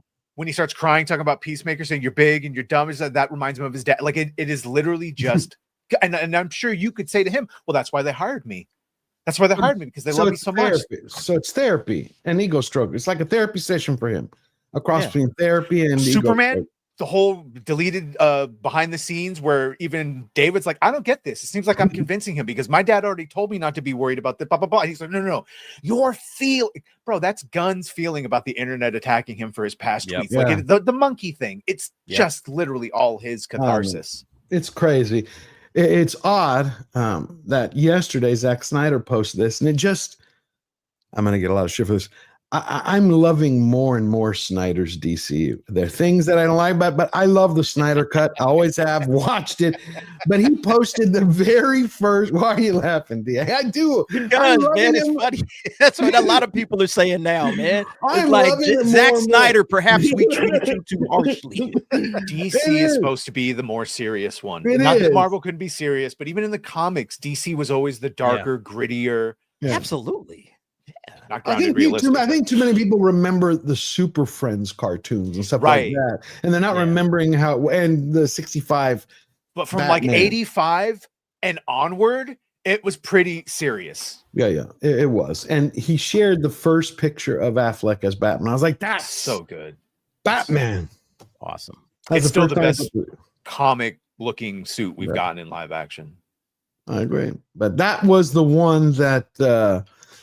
That Affleck had sent to Smith when Smith had come out years ago, before he lost his fucking mind, when he was like, when he said, I saw the real Batman, Ben sent it to me. He goes, you got to wait till you see it. But I thought that was pretty cool. I think we've said it before. I think Snyder does well when somebody else writes it and he directs it. But when he writes and directs, Snyder's kind of like Gunn too. James Gunn might have done. I think he might have did okay if he had some restraints. If somebody was above him to tell him, no, we're not going to put an orgy in the first episode of Peacemaker. No, we're going to build this using Batman, Superman, Wonder Woman, the standard Justice League characters. We're not going to have the Authority and all these other crazy characters. No, we're going to put an end to the Peacemaker. We're going to, that universe is gone and we're going to move forward. If he had someone to tell him no, and this is what I think James Gunn could have put together something definitely a lot better than this, but at least something that, because he does understand the books. All right. He does understand the lore. He understands enough of it to write all of this weird shit. So he understands enough of it to put something decent together. In my opinion, now I could be wrong, but that's the way I look at it. But if I was James Gunn, if I was Warner Brothers, what do you do with this universe if Superman doesn't work out? Do you reboot it? What do you keep them on and say, okay, look, we just want to shape something that makes sense, and and find another guy to kind of be the CEO, and maybe James Gunn could be a chief creative, consultant, keep him in the, I don't think he would take that kind of demotion, but if he was willing to, you can keep his world on a little bit and keep David Cornsweet around. You can keep, some of the characters. I don't know. All I know is they spent $350 million to bury the DC universe. I don't see this going anywhere unless it's more polarized than ever. Unless Lantern somehow it's the same thing with the MCU. Captain America, Brave New Woke, Thunder Hugs, Fantastic Foreskins. Is anybody looking forward to anything? Like regular people, not comic fans. No, I don't hear anyone talking. The audience, the general audience is done with comic books. And I hear more people are excited for Sinners coming back out than for Doomsday. Yeah, DC has more juice than Marvel. Like Marvel just even on streams, like we'll be talking about DC and all the things, and I go to talk about something. No one cares. It's apathy. Like Star Wars, no one cares for the most part. Yeah, we got to get to Star Wars in a minute, but first, the problem too is if we don't care, the general audience definitely does not care. Of course, exactly. Yeah, I agree. Yep. It's just fascinating how far it's fallen. Nielsen also updated their ratings. Saw that. I was laughing. K-pop for what's streaming, for what biggest ratings on television. K-pop Demon Hunters came in first. Superman comes and says, again, it's Superman. It should be first. It's just hard for me to believe that today. Elio, don't know what the hell that's about. 28 years later, okay. Ruth and Boaz and Andreas, Ice Road Vengeance. Don't know what the hell that is. See, this is what Superman is up against, and he's not number one. Lilo and Stitch. Okay, I can understand that. Shrek 2. Like, it just doesn't make sense anymore. Yeah. Lanterns is going to be our first real look at, man, can we get anything that doesn't just feel like a James Gunn thing? Like if they're able to stick the landing with that. But I really fear that we're going to have a Jon Stewart that gets racism in the American heartland and a Hal Jordan that's an old white toxic piece of shit. And like, please prove me wrong. I hope I'm wrong. I hope I get a really good True Detective Green Lanterns that explains why 2 space cops are in the American heartland instead of in space.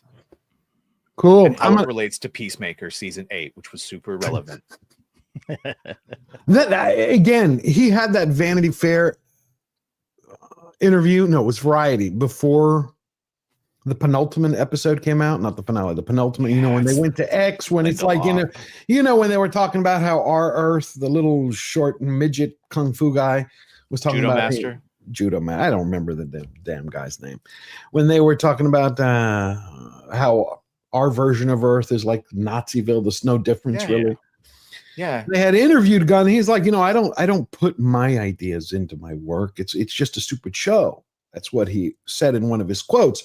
But then they're like, well, how did you view the election? He's like, well, obviously I think bad things are happening in society. Well, then you just saw it in his show, what he actually thinks. No, the best part was when Judo Masters explained at Adebayo that basically if you're any ethnicity or you're gay, you're Buddhist or anyone like me, it's really bad for you here. And Ads goes, Jesus Christ. And she goes, they love him here. Yeah.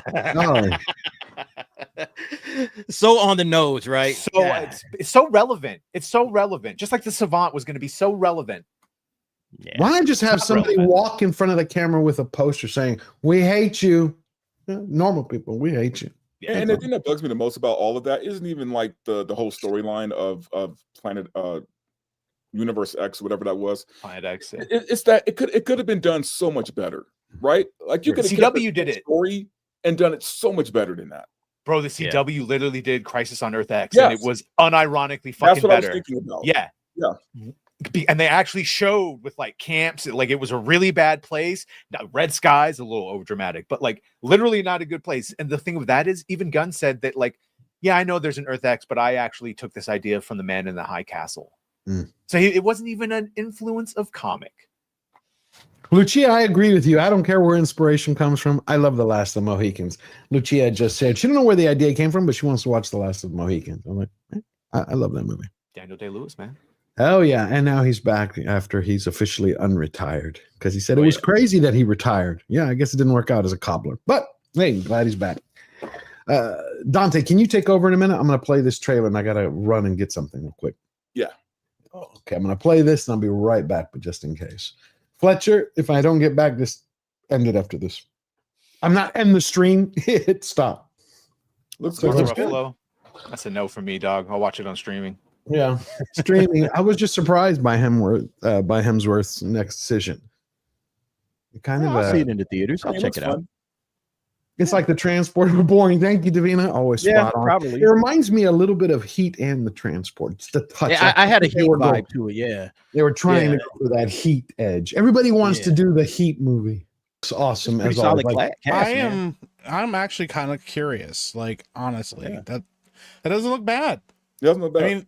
I mean, we've seen a lot of garbage in the last like 15 years, man. That does not look super bad, man. I like Hemsworth as a lead. I think the less Thor of him, the better. So yeah. And also, my only thing that I'm offended by is why Halle Berry hasn't got her John Wick movie yet. Because I know I would like to see that. That's what I want to see, bro. Like it's on the table. She's been begging for it. It's just a moneymaker.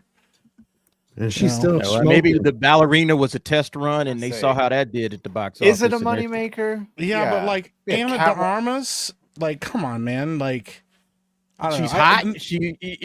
I think she did a good job. I like the movie. I did, but why did it fail? That's what I don't. That's the question. I think it failed because like it wasn't organically tied into the world. I think it should have been its own thing without John Wick in it, and I think that it should have had a lot smaller budget than it did. But if you're gonna do a movie like that, your first spinoff, You got Halle Berry saying, "Hey, I'm putting the work in. I was inspired by Keanu Reeves. I've been getting up at 4 a.m., training my dogs, learning gun training, learning martial arts. I want to do it." In like it just is kind of a slam dunk. Like if she's gonna put the work in. I agree. Yeah, I think spinning off an existing character probably would have been a better idea than introducing a new character. I would have wanted to see Donnie Yen. I forget the name of his character, but I wanted to he's getting a spinoff. Kane, wasn't he Kane or something? Kane, yeah, he's supposedly getting his own. Kane, yeah, he was badass. Well, you don't think that Keanu Reeves's Wick actually drew more people in? Like, how many know Ana de Armas is what I'm saying. Yeah, I'm sure it did. I mean, I think that was the desperation play at the last second, was like, let's bring him in and give him a sizable portion of the movie. But I am firmly in the camp that a movie like that needs word of mouth to do well. Yeah, and the word of mouth was that it wasn't very good. And that Keanu Reeves was in it way too much, because once he shows up and starts fighting, that's it. Ana de Armas, it's over. She should have been dead. And it was obvious. He was like, "You're only alive because the plot demands it." Okay. Which actually kills the authenticity for his character, because like I thought it was very obvious. It was very obvious he could have killed her at any moment. No, he was in it way more than I thought, in a good way. Yes. She's believable. They tell her to fight like a girl. There were some great action set pieces, and no, when Keanu shows up, it's very fucking obvious that he could kill her. That she's just, of course, in relation to the other mercenaries, their group, the Romani, are great. But it's very clear that she just has no chance against him, and that he is just being generous to her and lets her get her vengeance while kind of helping her and then bouncing. It was handled perfectly, but it's still not enough. He's Baba Yaga, supposed to be death walking. So for her to survive that, George, hear me. She survived because he let her, and it's clear that he let her. I think that bothered people, though. Subconsciously. I liked when he first shows up. The little cameo was cool. When he comes back and they have their fight, you're like, okay, obviously she's outmatched, whatever. But then he comes back again, and then you also get to see him do the thing that she's not doing, which is killing people with like lethal efficiency. And you go, man, I kind of just wish this was a John Wick movie. Yeah, and that was the problem. I just got too much of him. I would have I liked when it felt like she was figuring this thing out for herself, but not in John Wick's way. And to the credit of John Wick 3, like, we also have got to see female characters fight in different ways, and I thought that was really cool. Like, the Japanese daughter with her knife and climbing up a dude's back, and like, this kind of stuff, man. I love that stuff, and I want to see more of that. And I think that that's what they should have leaned into more. But I like Halle Berry. She's awesome. I mean, she's a legend. And I do think Chris Hemsworth is trying really hard to establish himself as a leading man, and I think he can, especially the farther away from Thor movies he gets. I mean, Extraction 2 are solid movies, man. He's putting the work in. So I saw the first one. I loved Extraction. I didn't see the second one yet. Is it worth it? Yeah. It's worth it? Okay, I'm gonna watch it then. It's good. I will say this. I was looking, I know the last time we heard from Keanu and Stahelski, because Stahelski laid out right after John Wick 4 the process that he and Keanu go through to make the movies. When they did the first one, they get drunk in Tokyo at a specific hotel, and he goes, they lay out all of the stunts first, things they want to do, then build the story around it. I was like, that's pretty interesting. So supposedly 4 was supposed to be the last one, and remember 4 comes out, it did really well in the first couple of weeks, and then Lionsgate came out and said, no, it's not over. And then Stahelski said, well, we're going to work on something. I think it was 6 months ago. He said they were laying out treatments for 5, 6, and 7. Yeah, but that was the last I heard.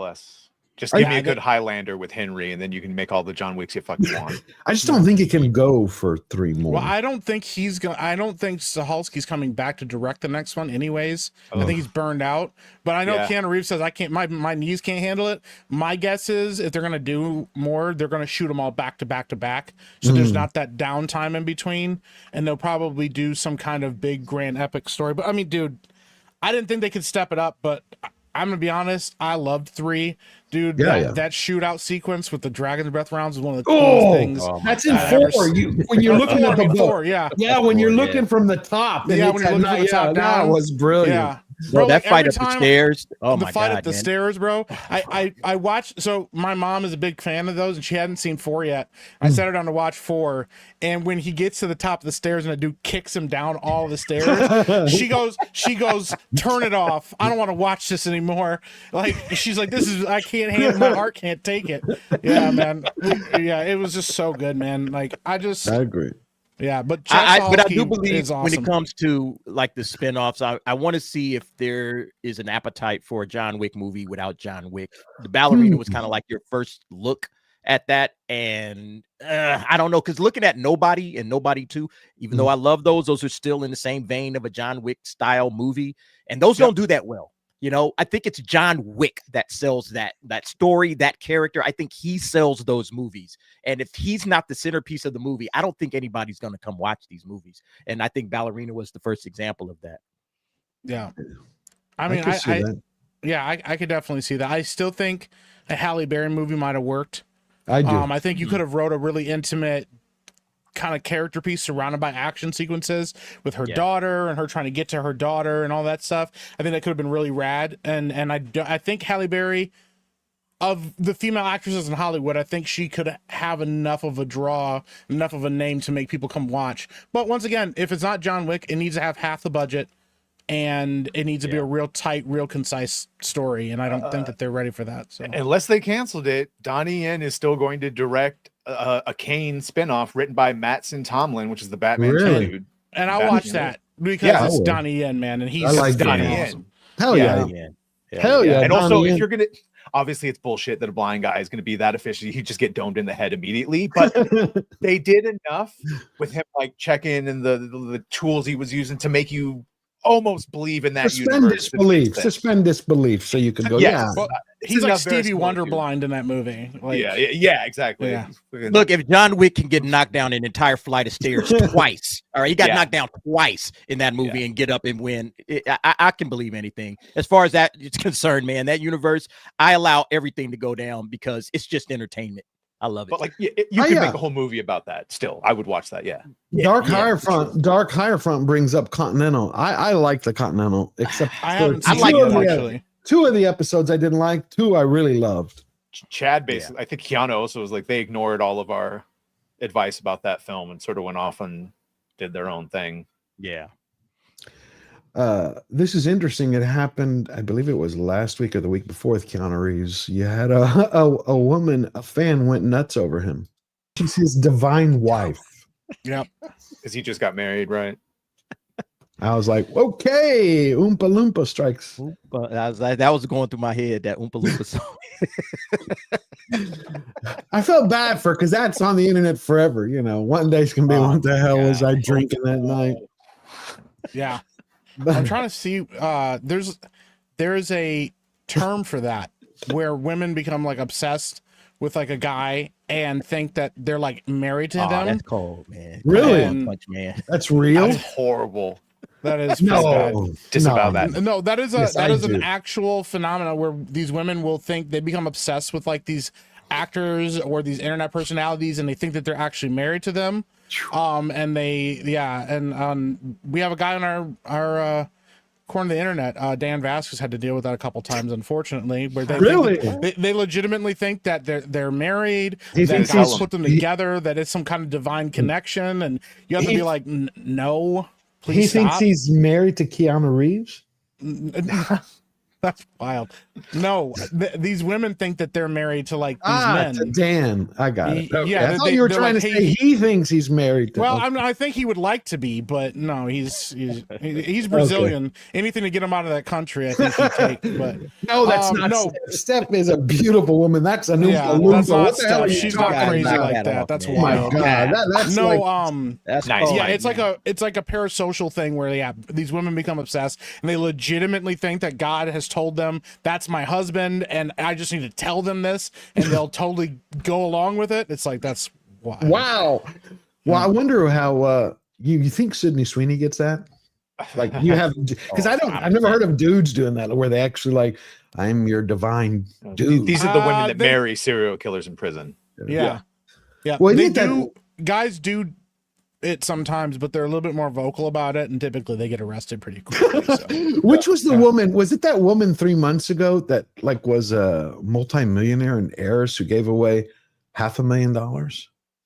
Yeah, or just a Brad Pitt or someone she thought was Brad Pitt. Yeah. Yep. And it's like she never, because he used AI and AI voices, but she believed it. Like she never thought, like, okay, really?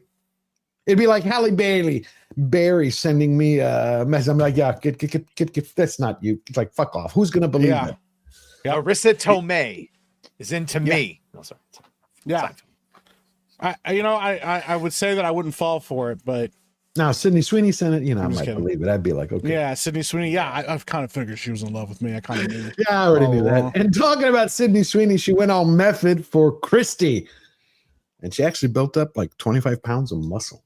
Yeah. It's coming out November 7th, I think. I think I found my thing. Yep, What November you're 7th. doing isn't normal. You're gonna have to fight smart. Hands up! Go easy on her. Break a rib if you have to. Everybody saying you break a rib. Who is that actor? I don't know. I swear I've seen him somewhere. It's Play, not. play it again. He does look kind of familiar. It's not Matthew Modine, right? No, is it? No. Hands up! Go easy on her. Break a rib if Wait a minute, that's not the guy from 310 to Yuma, is it? Which one? The actor, the Ben bad guy. Barnes? The No, one that's that not Ben Barnes. Russell Crowe kills. That it was his partner. I don't think that's. I don't know. him. It looks Let me like see. Ben Barnes somehow. I'm not sure, but just Not has Ben that. Barnes. Why am I saying Ben Barnes? I don't know what that guy. You know the bad guy with the goatee? Yes. Ben Foster. Thank you, Charles. Ben Foster. Yes, thank you. I knew it was Ben something. Ben Only it's not Foster. Ben Barnes. Okay. Yeah. Is it? It is Ben Foster. Oh my gosh. Holy- Yeah, he's in the Good he's in call, man. I was like Yeah. looking at him. I'm like, I can't see it, but no, that's a great call. Yeah. He is a brilliant character actor, and I don't see him enough. Like, Yeah. very rarely. But yeah. you have to. Everybody saying your name. I'm worried about her. I'm not running away. I want to fight. Christy, rated R, in theaters November 7th. I like her. I like the way she went. I mean, it looks nothing. I mean, it has the spirit, the essence of her, but Well, this is her Oscar bait movie. This movie's not going to do well in the box office. It's at gonna all. be the Smashing Machine, Iron Claw is gonna do about the same as all those. Yeah, probably. It's exactly. yeah. No. yeah. Well, how much did the Smashing Machine? Didn't it lose money hand over fist? Oh yeah. Yeah, but The Rock might get an Oscar nomination. So. Rock got what he wanted, right? Yeah. The same thing that she probably wants. See, we can be things other than ourselves and or hot blonde. Do you really think he's going to get an Oscar nom? Yes. I've been hearing Rock? good things. Christopher Okay. Nolan said it was Sorry, the best go ahead. performance he had seen. Go ahead. I don't want to interrupt. What? Oh, I was just people were talking. I started talking. I didn't want to interrupt anybody. Well, what but were you going to say? I think he has damaged his career so badly right now. He desperately needs a win, and I think it was a natural thing to go appeal to the people in Hollywood. This isn't, like they said, this is an Oscar bait movie. This isn't about look how much money I can make in the box office like he was trying to do before. This is I'm going to appeal to my peers, and I'm going to work real hard and do this. And I think that I would not be surprised if they handed it to him unless there's some other super like left wing like crazy oppression bait movie that comes out, like, one battle after another. yeah, like one, yeah, or maybe there's, I don't know if there's any slave movies coming out this year, but that's always like one of the ones always in the contention too. Will But, Smith's not in it. yeah, well, yeah, It's but Sunday. I think he is desperately trying to change his image, and I think he wants to be taken seriously as an actor because he's completely like ruined his career as a wrestler and as an action star. So yeah, man. He doesn't. He can't act for shit though. Yeah, I mean, But we also have to remember too, man, that Dwayne Johnson, he's not young. He's an older dude. He's not. He can't. So wrestling, yeah, you're done with that. You can't keep doing that shit. And even these action movies, man, once you hit it, like Keanu Reeves said, his knees are gone. There's only so much you can do as a what is The Rock, like 55, 56? 50, 53. He's in his 50s for sure. Well, how old is Keanu then? Keanu's older than that. Keanu blew out his legs from like a motorcycle injury. I know, but how old is he? Is he older than The Rock? He is older than The Rock. 61. Yeah, he's 61, man. I'm looking. Yeah, Damn. so I mean, doing these kind of movies are hard, man. But here's the thing, man. I just don't think Dwayne Johnson is a good actor. I just don't. I agree. 100%. Even if he does great in this role, I just don't buy him, man. I think John Cena is a better actor. I agree with him. Mm-hmm. I don't like John Cena, but I agree with it. It's interesting because if you go back to some of his like early work, Dwayne's early work was he was getting better as an actor. Like he was trying to actually do some stuff, and he had some cool roles. Like when he came back to the action scene in like Faster, I love Faster. Oh yes, it's kind of a guilty pleasure, man. It was like, oh man, this is rad. These are the kind of movies he needs to do. But he inevitably just gets kind of, you know, wrapped up in the hype machine. And I think that he could have really excelled as an actor for a while there. But I just think, yeah, he's too one note now, and I don't know that he's ever going to change that. Whereas John Cena and even Batista are like kind of still in the they're still in a humility zone of like, oh man, I really got to work hard to get better at this, and I got to take acting lessons and not worry about my physique so much and all this stuff. And I don't know that The Rock is going to be able to turn that around now at this point in his career. I don't know. We'll see though. Rundown. I take the Rundown. That's still good. Dude, the Rundown. Oh, dude, the Rundown. Yeah. Faster's still my favorite. Still my favorite. Faster. Walking Tall, perfect example. Yeah. I don't know why, but Faster, it had very little dialogue, and he emoted very well. I just love that. But the clock's running out on those kind of movies for him. Like he's got to start shifting over to a more dramatic actor at some point. Right? He's playing a fucking 70-year-old or something for Benny Safdie again in his next one. Safdie. Yeah, the you director start doing that type of stuff. That's where he needs to pivot because the action movies are. If you're in your 50s, I think that's about it. You can do action movies in your 20s, 30s, and 40s. Once you hit your 50s, you got to start to pivot. I don't know. Think about Stallone. I just caught up on all the Tulsa King, and he doesn't do a lot of action, but when he just even the littlest thing he does, you still are like, that's Stallone. You feel it. Mm-hmm. He's what, 76? He is. I don't know if anybody has watched this season or you haven't seen it. Please watch. I just finished Landman, all of Landman. Oh, the greatest. Damn, is it 10 out of 10, 11 out of 11. You know what? So good.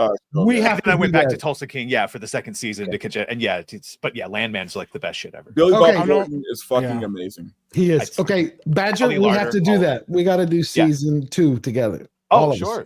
I love Landman. I've watched it 3 times now. Landman It's is great. Shogun, Landman. You know what?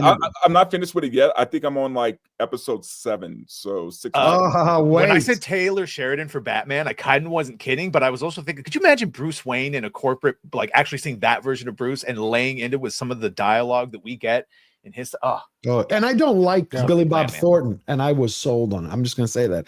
I can't stand. I mean, you got him, you got John Hamm. You got. I know.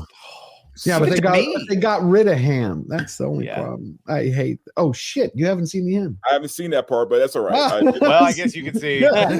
Spoilers. He makes it. Don't worry. Yeah, he lives in heaven. It's great. It's a great show. No, and Demi Moore was surprising. She actually plays a pivotal role in season 2 because you've seen her in season 1, just little cameo part. That's one of those shows that's just like a book where you end and you're like, well, okay, just maybe one or two more pages to see how that, and then you've watched 7 episodes and yeah. You know who I don't like though in it? I will say I think he was cast perfectly for it. It's just an actor whose roles I don't like. The guy's son, Billy Bob Thornton's character. He's just an odd looking dude. He is. I can't. When I look at the screen, I'm like, the TV's gonna crack. Every time the flat screen's gonna fall off the damn. No. I don't like him, and not personally. I have nothing against the actor, but it just reminds me of the times that we live in. For the last 15 years, when I was growing up, actors used to look like they came down from Olympus. Women were gorgeous, men were men. This dude looks like the inbred cousin of my next door neighbor. His son, which how good looking could he be? I know, but come on. Even Billy Bob, for as much as I don't like that, he has a magnetism, a charisma, and the way he is presence. This guy is just.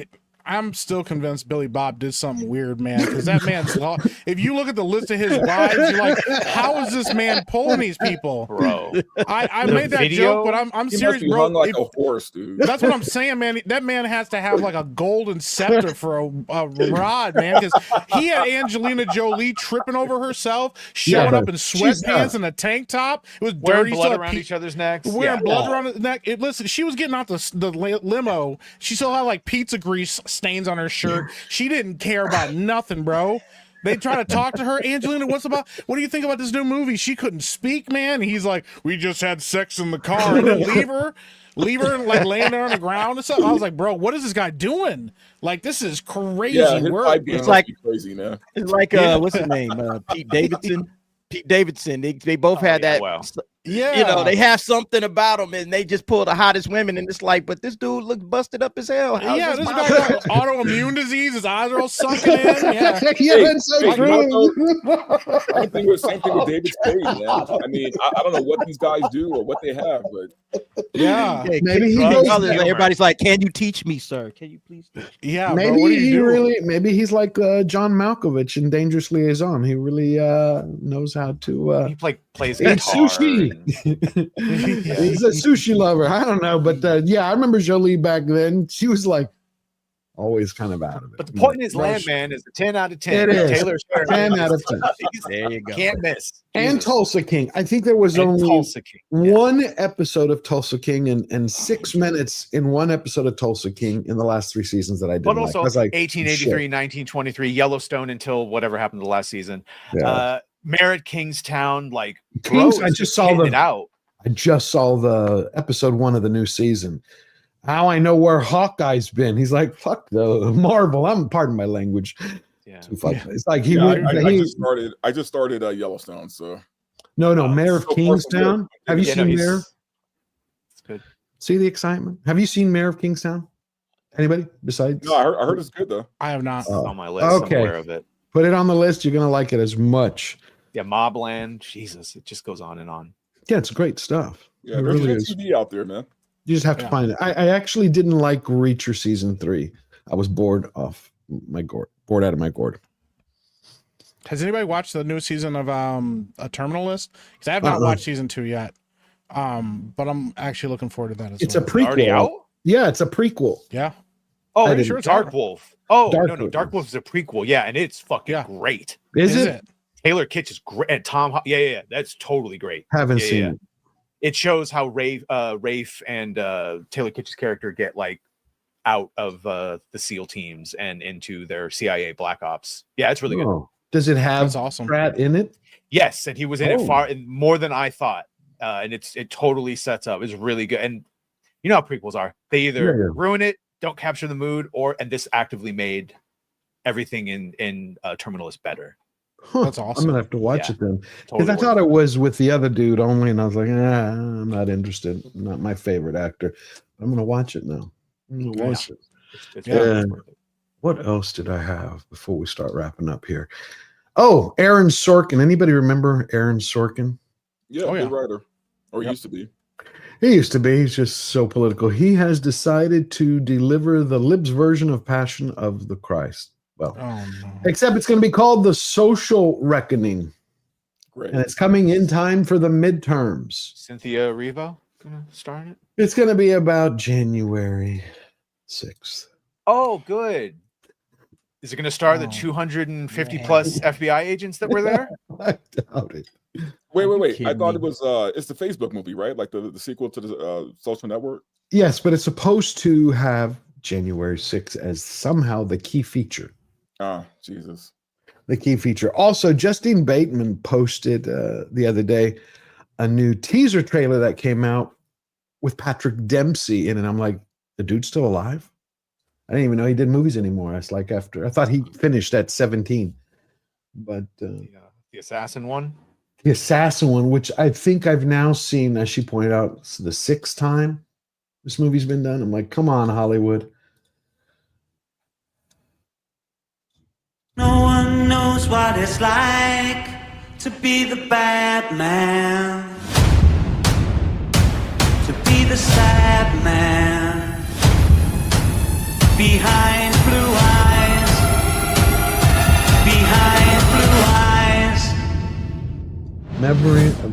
Memory of a Killer. Except for the fact that they just had that one, as she pointed out, with Michael Keaton, Knox Goes Away, which I saw. And they had a couple of years ago, Liam Neeson's Memory, and wow, Alzheimer, and Memory of a Killer from, I think, Germany, and one from That's wild. Swiss one. Patrick Dempsey? And it's this, I know, and it's the same story. Aging assassin gets Alzheimer's, and one last job, one last mission as he loses his mind. Jeez. She was just kind of pointing out, like, can y'all make something original, people, please? Yeah. Well, no, they can't. You know, I mean, I give that woman credit. She, she's like a dog with a bone. And thank God that she is, because, it's nice that at least somebody in Hollywood is kind of speaking up on this bullshit. It's not going to change, though. It's not going to, how they're going to keep doing this stuff, man, over and over and over. I guarantee you 2026 will be a ton of sequels, just like 2025. There's 38 of them. 38 of them. There's rarely anything original that's going to come out of Hollywood.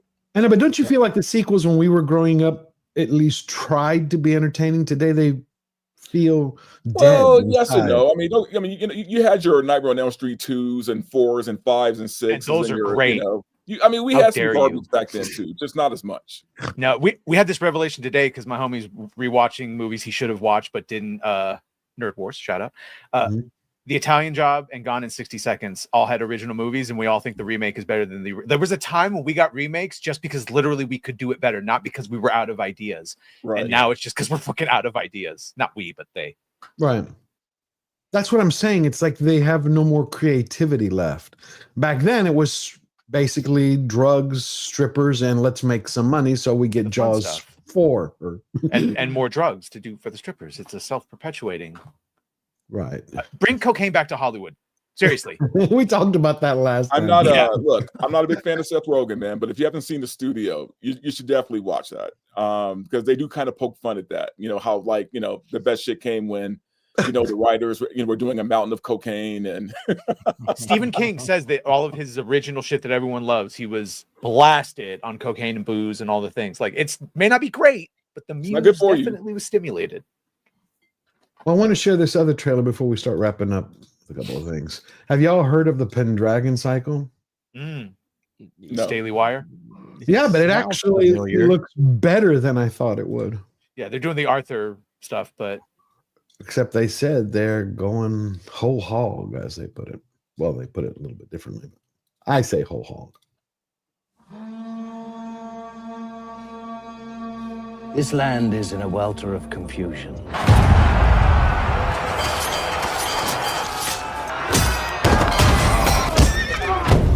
There are more kings than sheep, more princes than crows on a battlefield. All seeking to snatch what they can, when they can, without a care for who suffers. Until this island is ruled by one who wields both justice and mercy, there will be no peace.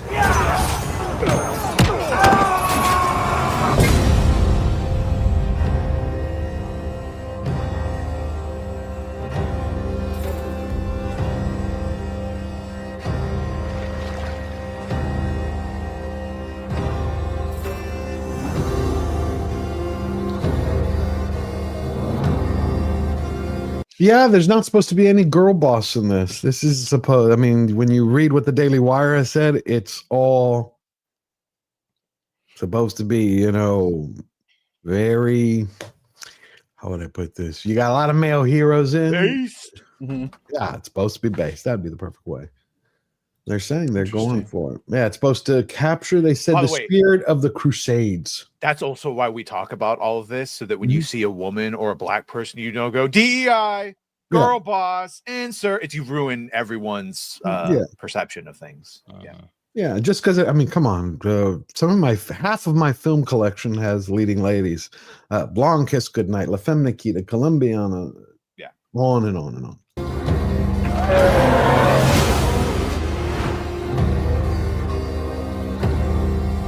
Look at them. boys playing the game of kings. They say they have the Merlin with them.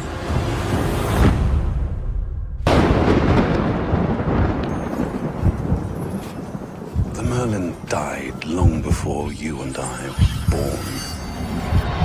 I've seen what you can do.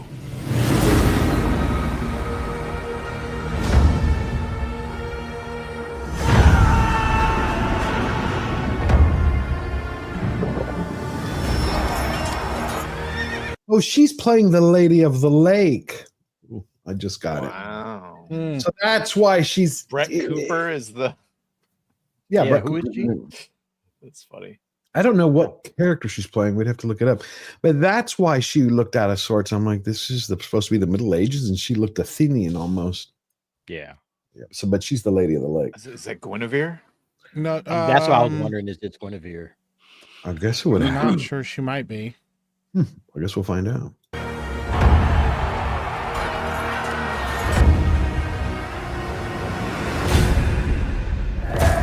This Yeah, it's the is where Arthurian it legend. begins.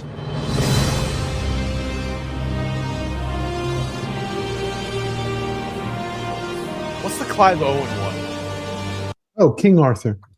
Just King Arthur? Yeah, that one actually is maybe a little underrated.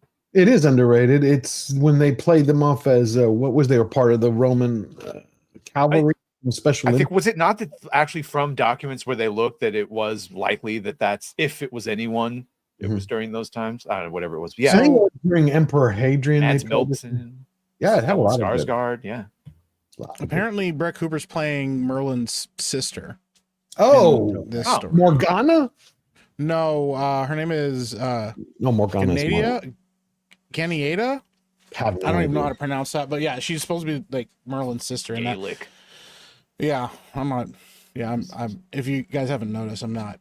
Devil European language, at it's all. all right. But yeah, you're not. Actually, Mike, I've heard that you were everywhere and you were the first people, so I don't know, maybe. Well, I mean, yeah, but we all we kind of stayed in one big, yeah, continent. But like, I want to be excited for this. I really do, because it's cool that somebody's trying to put something together and do something different. And I know Jeremy Boring said he loved the books and was a huge fan and really wanted to do these books honor and justice, and that's great. Here's the thing: if anybody has worked in the industry before, you guys have all heard it before. They said, do not go and make your baby for your first project. They said it's one of the worst the things you can do is to not have a lot of experience and go jump headfirst into making your baby, because often you're not looking at it objectively and being able to say, hey, this is not a good idea, or this doesn't work, or that works, or there's just a lot of things, and he does not have a lot of experience as a filmmaker. And my hope would be he went and got a team of people that really know what they're doing and said, hey, we'll help you make this vision come to light. But I also saw Lady Ballers, and like. But why do they like, say that? You'd think that your dream project would be the one that you would put everything into it.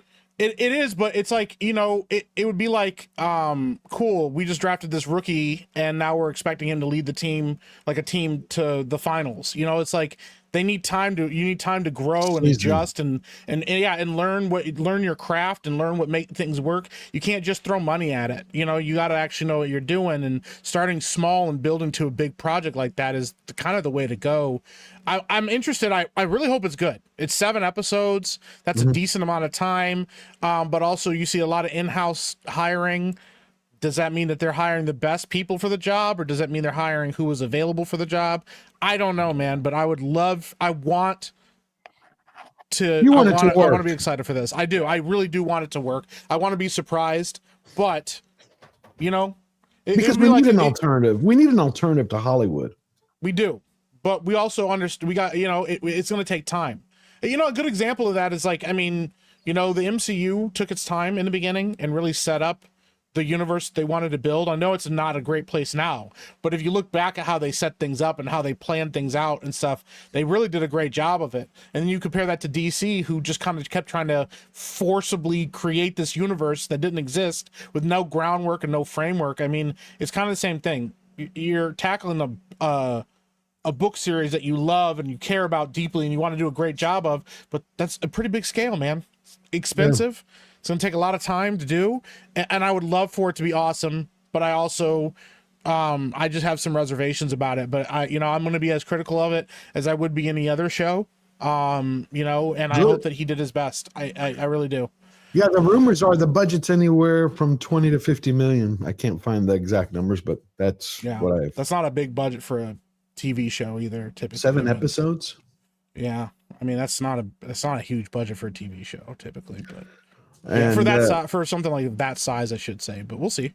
Oh, good. Yeah. And then we have the other one from Angel Studios. You ever watch anything from Angel Studios? Because I really Sound of Freedom was what hooked me, and then I started watching everything from them. Have you all checked out Angel? Anybody? Yeah, I mean they're actually trying. They're serious about trying to make movies and good movies. I think. I don't think they're just trying to make. They're not trying to make propaganda just for the sake of it. No. I think that they're actually trying to make movies, good movies. So they are indeed. Here's one from them, and then we'll move on. What happened, Washington? All those bullet holes in your jacket? How are you alive? I don't know.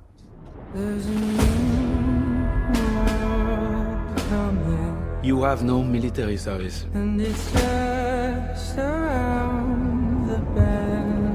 You are a boy. You are not British, yet they send you to speak for them. So that when you fail, they'll have someone to blame. Young Washington, you lost in the New World. Who does own this land, if not the one who has the will to tame it?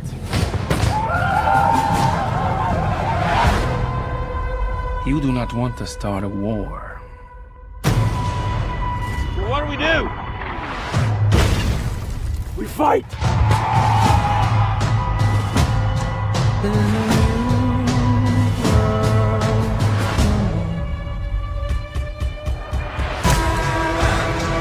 Hold your ground!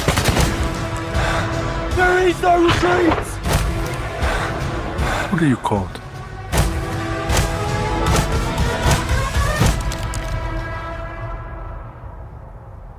My name is George Washington.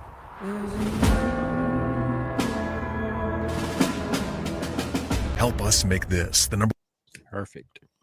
Yeah, well, next year, like Disney, which I find it the oddest thing, starting on Veterans Day this year, they're doing that whole kickoff Celebrate America tour. They're going to wrap themselves in the flag till July 4th of 2026, reminding everybody that they love America. They're going to salute the Stars and Stripes, and they're going to slap it on a $30 soy churro made from Mumbai. Shout out to Josh Hammond, who said, "Where's Connor?" The whole time I'm just thinking of every time George Washington is in Assassin's Creed 3. That early on failure and the later on. Charles Lee should have been the choice. All right. It was a political decision. Templars. Yeah, no, good for them. Hope it's great. Yeah, I do. I like Angel Studios. They're getting better and better at things. And so I think we have a few super chats. And where's the other thing I wanted to share? Oh, this one was funny as we wrap up. This girl tried this. I think she just jumped from leftist to brain or common sense, and she was shocked, but she got a lot of crap for it online this week. Hold on. Amazing. Okay, I posted a video about men not liking me, and the comment section is just absolutely frying me at the moment. But the amount of people that brought up my nose ring is wild. And then someone said I look like a Democrat because of the nose ring. So I'm taking it out. I just want to see, because I don't take this thing out. I just want to see. Oh my god, my light is so bright. I have a feeling I'm not going to be able to put this back in. And oh my god. Oh, I got it.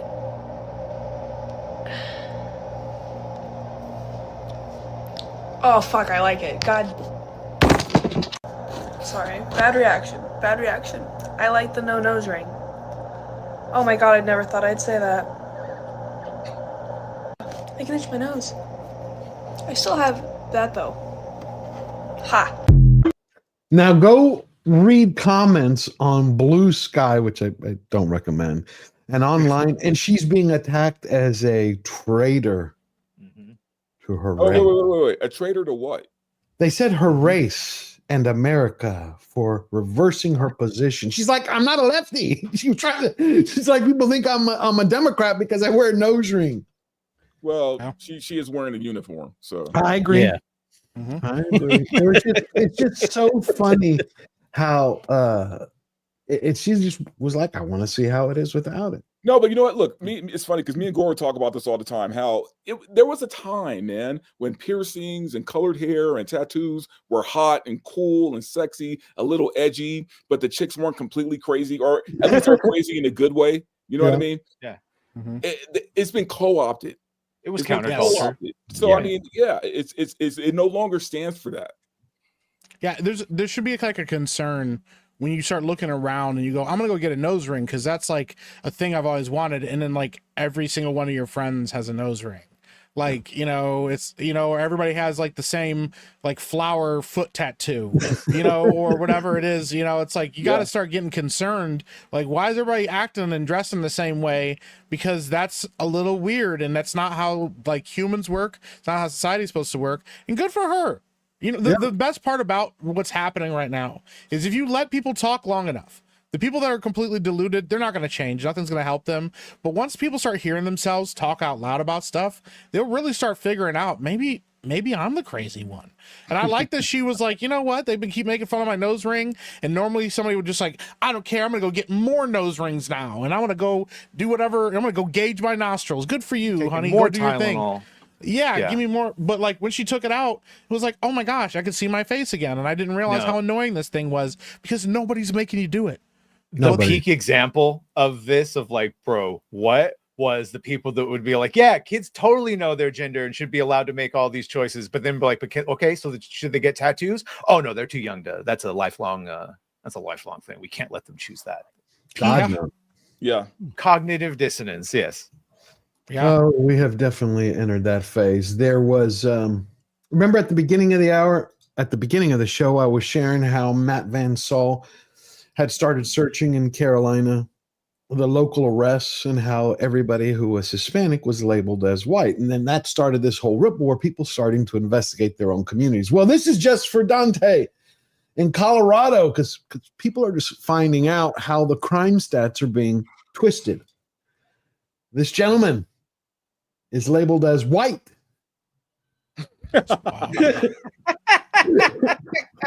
Did he identify that way? That's I don't know, but there's a lot of them. Wow. I just can't figure out anything really besides twisting the stats. Like, what would it be of use to them? As I'm still trying to wrap my head around, like, what would be the purpose of that? You know, man, I don't know. Like, it's maybe nuts. he just was. I don't know. Maybe one of You know what? I'll believe he's white when somebody calls him a cracker. Yeah. That's when I'll believe he's white. Maybe he has some honor and he wanted a harsher sentence. He's like, "Yo, I'm white, man. Just keep me locked up in here, bro. I don't want to get out." That's crazy. The black white guy, man. We are living in dumb times. We are living in crazy times. Eric K, King of the Mods, for $5 before the measles vaccine was introducing something like 0.02, and every 100,000 was fatal. Why did we introduce that one? Good question. Good question. Oh, Davina, you didn't see the new Red Sonja? I saw the trailer and then I checked out. Do people still get the measles? Like, is that still a thing? It actually started to come back in some states, but in a very small amount. Because I've heard about it from doctors in Washington State, and where was it? I heard some in Baltimore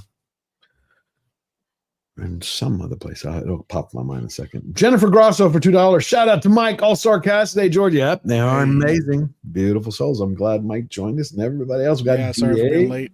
No problem. Eric K for $2. No one buys tickets to see Ana de Armas unless she was. Yeah. Well, she is in a movie coming out with Sydney Sweeney, and I believe it's an erotic thriller. So best believe my ass will be in the theater.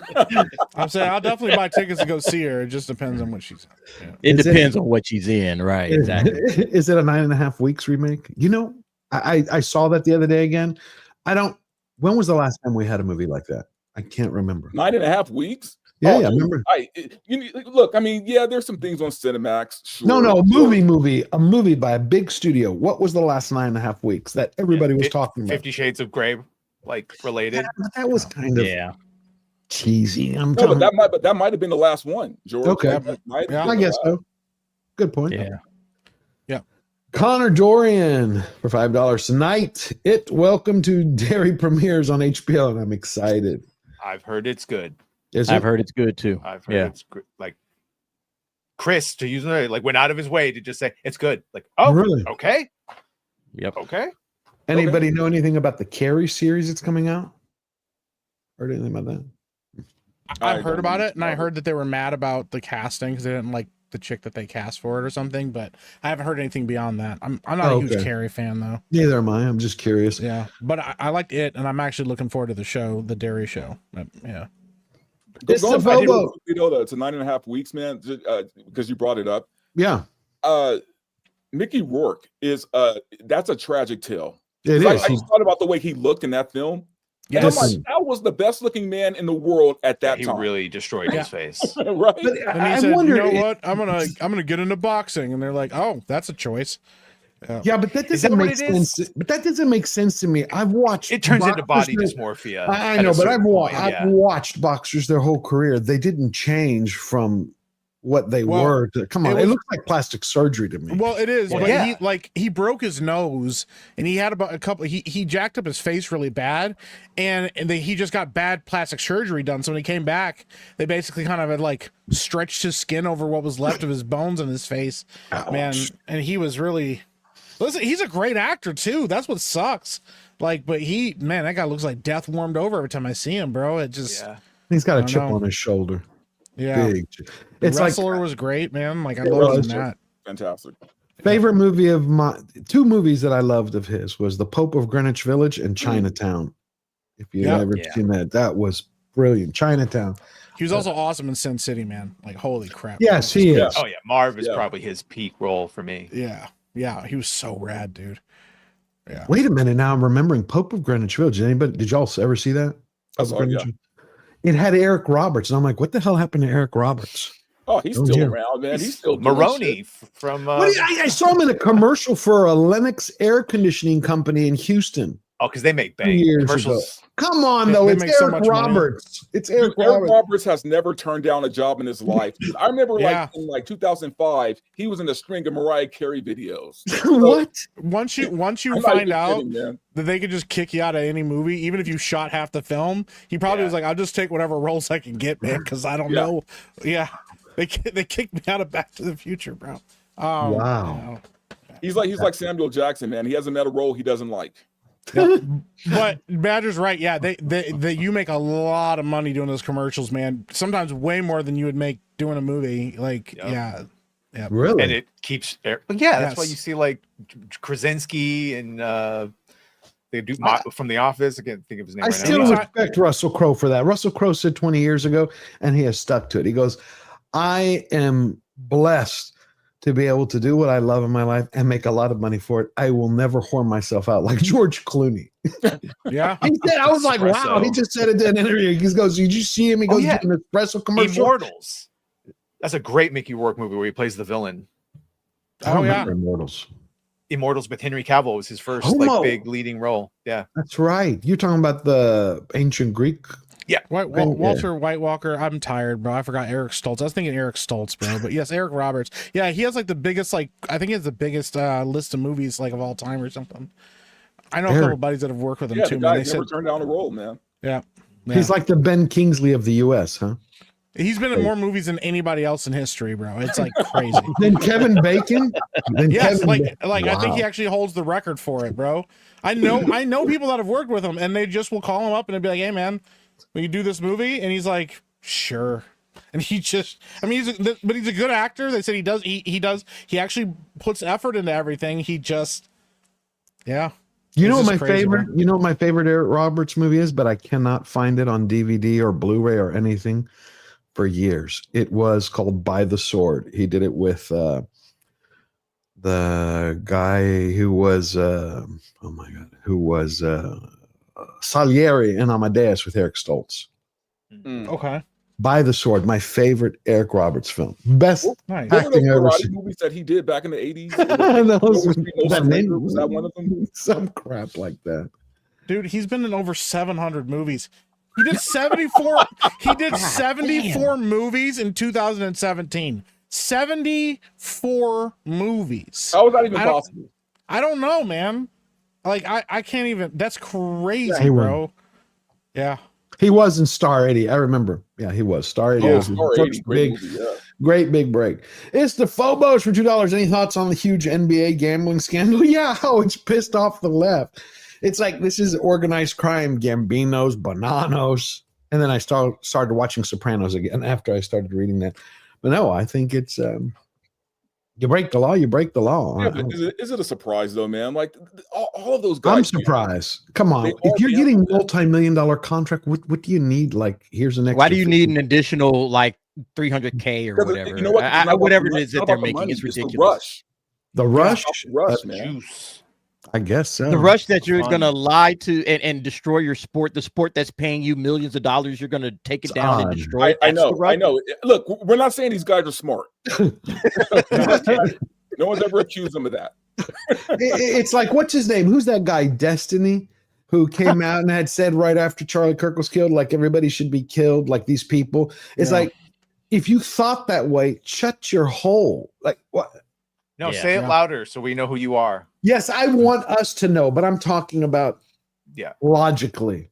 And as a human being, you wouldn't say that, but they out themselves to say that. Just like it makes no sense to destroy it's literally destroying the goose that lays the golden egg.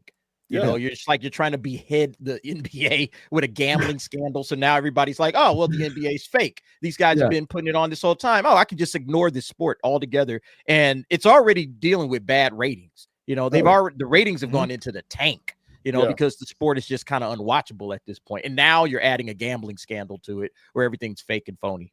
Good job. You know that means the NFL is next because Trump was pissed about Bad Bunny. So you know the way that the administration, at least what you can tell, is like, okay, they're now going through sports. So I wonder if there are any football teams, you know, coaches, players who do the same. Oh, scam. I guarantee it. Yeah. Yeah. I miss when sports were like, you know, sports were like a neutral ground where everybody can get away from their fucking politics. Yeah, I agree. You know what I mean? Like just agree on something. Like sports was kind of like that last bastion of that. It was. Yep. A long time ago. Who was the famous baseball player who remember when Pete Rose, they caught him gambling and it was everywhere. Yeah. Pete Rose, Yeah, I still think he should be in the Hall of Fame though. Like I think that's some bullshit, man. Because wasn't his whole thing where he wasn't actually throwing? He was betting, but he wasn't throwing games he was playing his hardest. Yeah, he was betting on the other team to lose. Like, you know. Right. So he's essentially betting on himself. Betting on himself, not betting and I'm going to throw the game. Honest, look, the ground ball went through my legs. Oh well, you know, it wasn't doing that crap. He was actually, you know, betting on his team to win. Yeah, that's the one time that you got to just let the guy go. When you start betting on yourself, they're like, man, I don't really have a problem with it. That's a cocky son of, you know, just let him do it. Let him cook. I'm about to drop 60, and they're like, yeah, right, man. And he does it, and they're like, damn, keep betting on yourself, bro. Like, let him cook. Yeah. And this is the last one. Then we're wrapping up. The View and CNN and anybody who lives on MSNBC and not on planet Earth melted down this week because President Trump is building a ballroom after he tore down the East Wing, which if you go look up the history, we've had presidents from, let's see, all the way back from Thomas Jefferson, James Madison, James Monroe, Ulysses S. Grant, Theodore Roosevelt, William Howard Taft, Roosevelt, Franklin, Harry Truman, John F. Kennedy, Richard Nixon, Ronald Reagan, Barack Obama, Joe Biden, all in one way or the other. This is different. This is made renovations. It's a Death Star. He's building a Death Star. It's a Death Star. Okay. Okay. That is not your building. You don't own that building. That would be like me going over to Trump Tower and and saying I'm going to build a disco. You know, they've wanted a disco in Trump Tower for hundreds of years. And so, I mean, come on, man.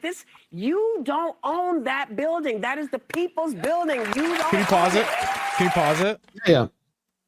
It's the people's building. Yeah. That would be like a bunch of American citizens showing up at a national building and walking inside of it like they own the place because they do, because it's the people's building.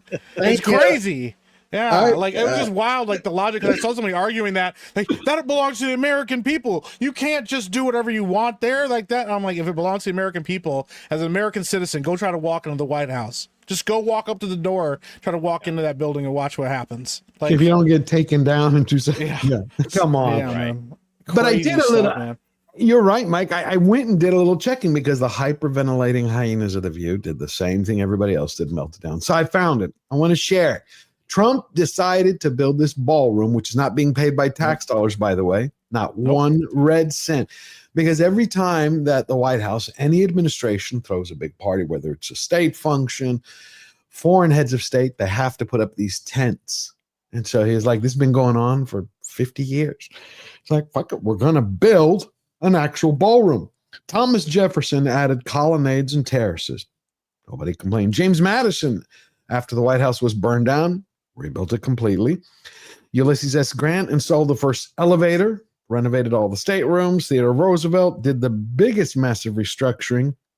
He actually built the West Wing and the Oval Office. William Howard Taft expanded the West Wing, adding the first Oval Office. Franklin Delano Roosevelt built the current Oval Office location, added 2 new floors, ramps, and altered structural access due to his disability.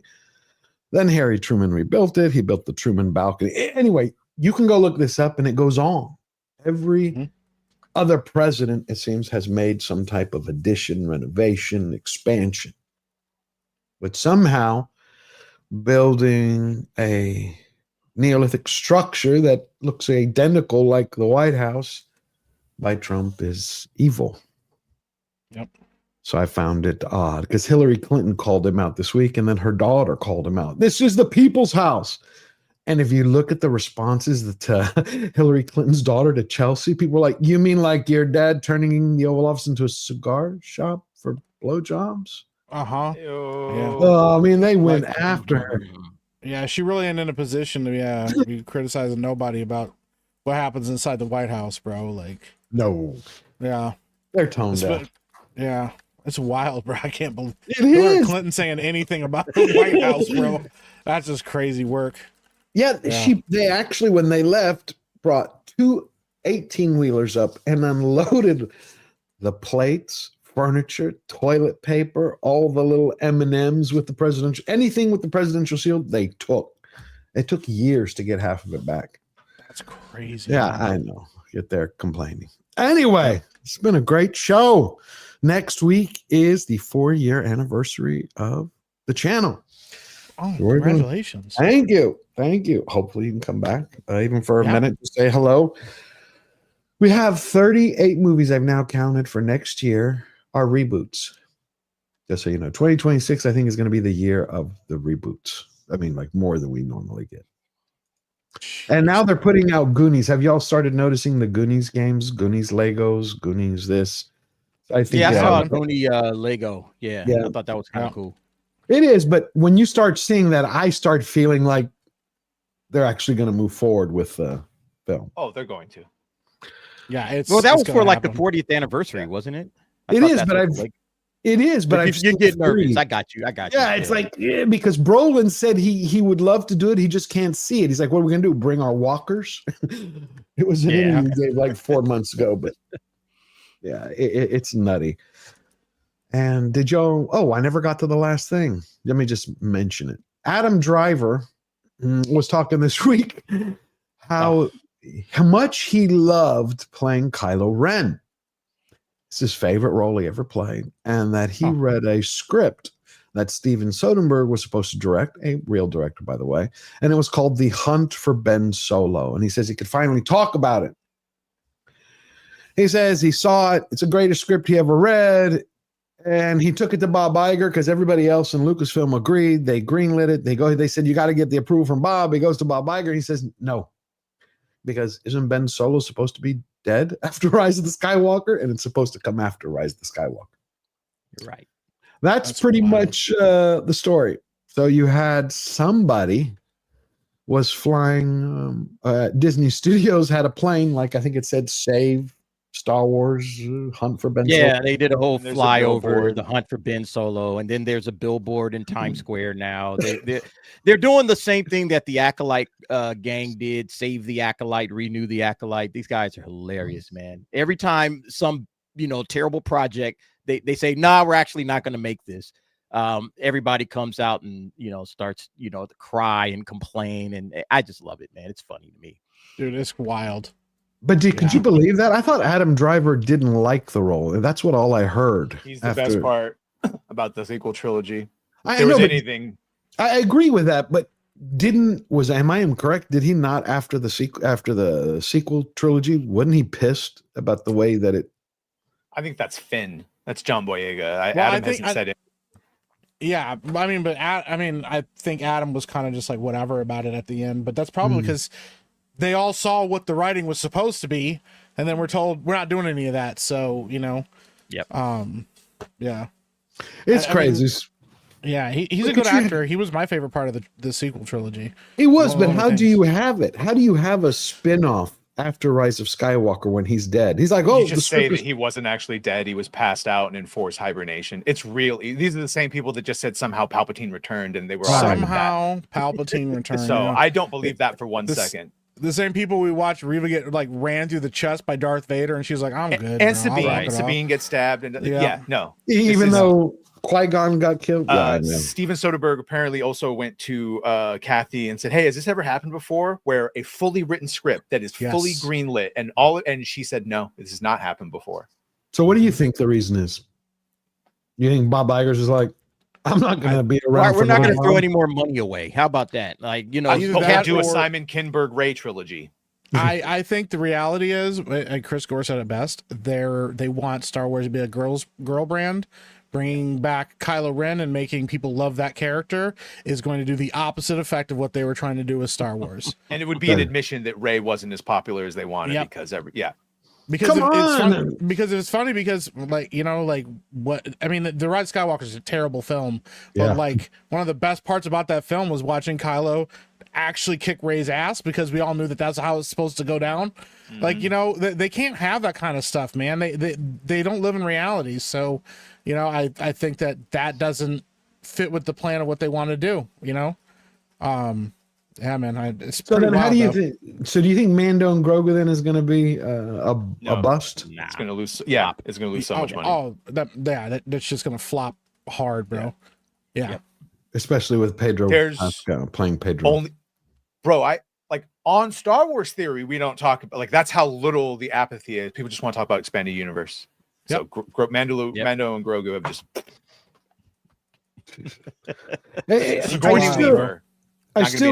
I still can't believe who named that. I'm sorry, because if they were around for Jaws, we'd be watching Shark and Boat. It's like Mando and Grogu. I don't know. It bothers me. Again, Star Wars and feelings. What? Nobody cares. Nobody cares. It's not even like the fact that Pedro was in it. It's just the fact no one cares. Yes. Yep. They had something that we all hoped would be something interesting, and they just pissed away all that goodwill. Every season it was getting worse and worse. I mean, obviously they had a huge boost with season 2 with Luke Skywalker being back for a second, and they're like, yeah, well, they didn't like the fact that people were excited about Luke. They want you to be excited about all the other characters that they have in the show. And, it's writing's been on the wall for it for a long time, man. It sucks. And my buddy, who's like a hardcore Star Wars fan from back in the day with the EU stuff, hated it from day one. He goes, Mr. Babysitter. He goes, no thanks, I'm good, bro. I'll just He's like, that's not Star Wars to me. So you think do you think Gosling is going to pull people back to Star Wars with that? What is it, The Last Starfighter, whatever it is? Starfighter. I mean, It's coming out on the 50th anniversary. It's dropping that year, so it's going to get a bit of a boost there. I don't think it's going to make any waves though, you know. And and if it's a great movie, like on its own, legitimately, it's a great movie. Maybe, you know, maybe you bring some energy back to the Star Wars franchise. But I mean, what's the chances of that happening? I think it's gonna be a great movie of an uncle and his force-sensitive nephew escaping nefarious forces, and it's going to end with him delivering the kid to Rey Skywalker. Come on. And it's a setup. I'm not even joking. And it's a setup to Simon Kinberg's trilogy. Nobody wants to watch Rey. Her figure's still at Dollar Tree right George, next to don't Bud you Light. understand? Rey is the most important cinematic asset they have. That's verbatim from Lucasfilm.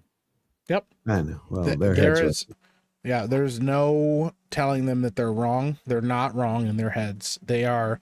You can't convince somebody that they're wrong because if it's a religious belief, and they religiously believe that they are in the right and they are doing the right thing by Star Wars, and they will believe that they're on the right side of the history. There are still people arguing, well, nobody liked the prequels when they came out, and look how much everybody loves those now. I'm like, you obviously weren't around when that happened. You know, like this is the 10th anniversary of the 10th anniversary of The Force Awakens. Is it right now? Do you hear anybody talking about it? Do you hear any buzz? Do you hear any excitement? It's dead. This franchise is absolutely dead. All right. The sequel trilogy began it, the death of it. I think it's finally, everybody's finally saying, okay, it's time to put Star Wars in the grave. We've been holding on to it. It's been on life support. I think it's finally time to put Star Wars in the grave. It's completely dead at this point. The only news that has come out is Josh from Den of Nerds saying that his alpha source, by the way, Kathy's still bad, but confirmation that a lot of this shit is Bob, who didn't like George Lucas, didn't like the sequel trilogy. That's why they didn't follow up and do anything he wanted. And so from the get-go, from Kathy, Dave Filoni, and Bob Iger, it didn't have a shot in hell. Dave Filoni, he was involved also in the he's sequel. An avowed feminist. There's a reason Ahsoka is doing everything Luke should be doing. Yes. Yep. George Lucas wanted Ahsoka killed, and Dave convinced him to, and now he's now I know. I didn't know he was set up from the involved beginning. back then. I didn't know he was involved back then. All I can say is this: when it comes to Star Wars, I was looking at the numbers on Forbes, and you start with Force Awakens, and you get to Rise of Skywalker, where they spent almost the same. What was it, $593 million, but had a $48 million profit. That's barely break even. Except you take the cheapest movie, the lowest budget, which is Rogue One, and it has the highest return on investment. Yep, because it had more of a Star Wars feel. So it's.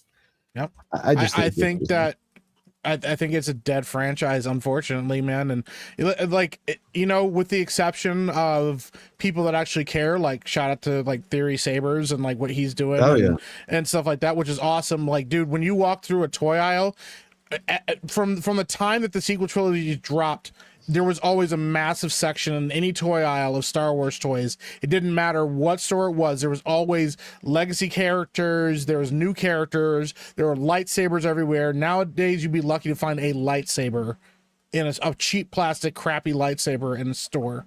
Like that means anything. And like nobody's excited to get Star Wars. TheorySabers.com right now. I love one, Theory get one. Sabers. Actually, I think they finished that. I love Theory Sabers. I love Star Wars Theory. I still want to meet him one day. No, he's great. Check us out every Thursday on Rule of Three. Oh, there you go. Cool. Yeah. There you go. Plug. Do it again. I want to meet him. You got to introduce me. Oh, let him. He's at doing the con circuits right now. Yeah, I know. What is he at? Yeah, I know, but Mike, the only shit that sells right now is Legends EU, all the comics that they're re-releasing and shit, and Black Series of Expanded Universe and prequels. Yep, they all sell out and they all have a huge market. The Anakin and Obi-Wan Comic-Con thing is still like 300 plus everywhere.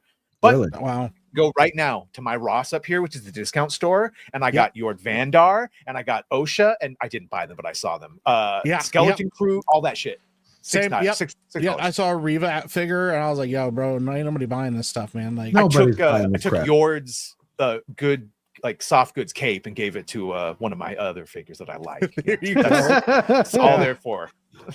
Well, if you really talk about it before we go off, you got to look at the Hot Toys. They dropped a new Han Solo from Empire Strikes Back yesterday. It was pretty interesting. All righty, this is a great show. Let's go around the horn. Verbal, you are back. I am softly back. This is my soft return. I'm not fully erect yet.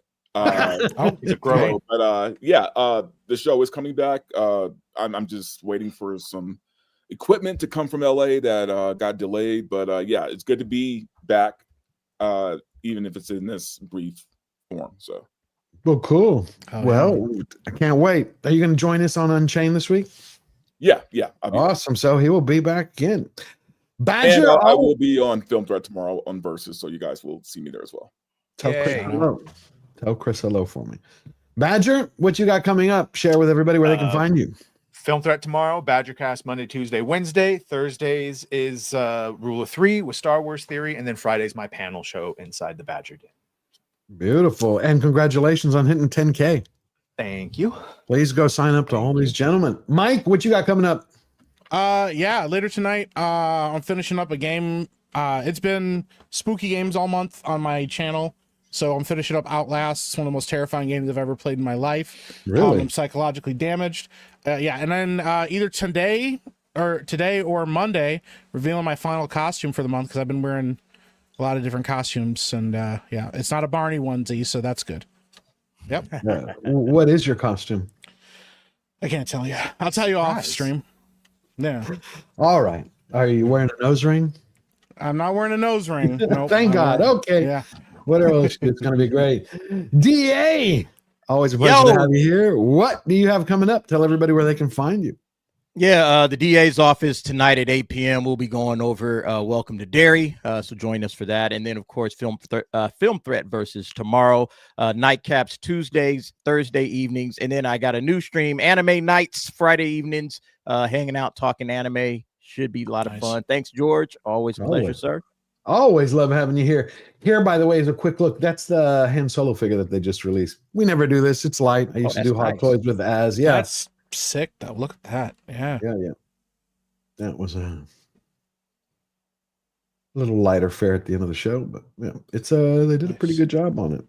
Yeah, it looks sick. Yeah, that's sick, man. Great likeness. Yeah, I was surprised. I really was surprised.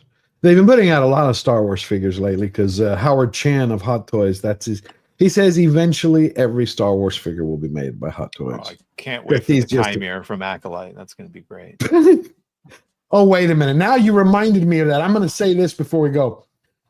Leslie Harry Bush came out and said that whoever the guy was, the Chimera, the stranger, he was a Knights of Ren founder. I know. I'm like, she just wants to somehow tie herself into the history of Star Wars, of Lucas's. This is the history. Jord Vandar with his fucking head snapped around in a memoriam forever. I keep him as a lesson to the other Black series. Oh, man. All right. I have about, I think, 2 or 3 videos coming out this week. A Disney one will be out. 2 other surprises. It was great to be here with everybody. Remember, right after here, it's going to go raid over to Mr. Brown's Alliance. Great to be back with you all. Hope to see you all next week for our celebration. Love you. Have a great week. And remember, if you want to change the world and make it a better place, decisions are made by those who show up to the fight. Have a brilliant week. Talk to you later. Love you.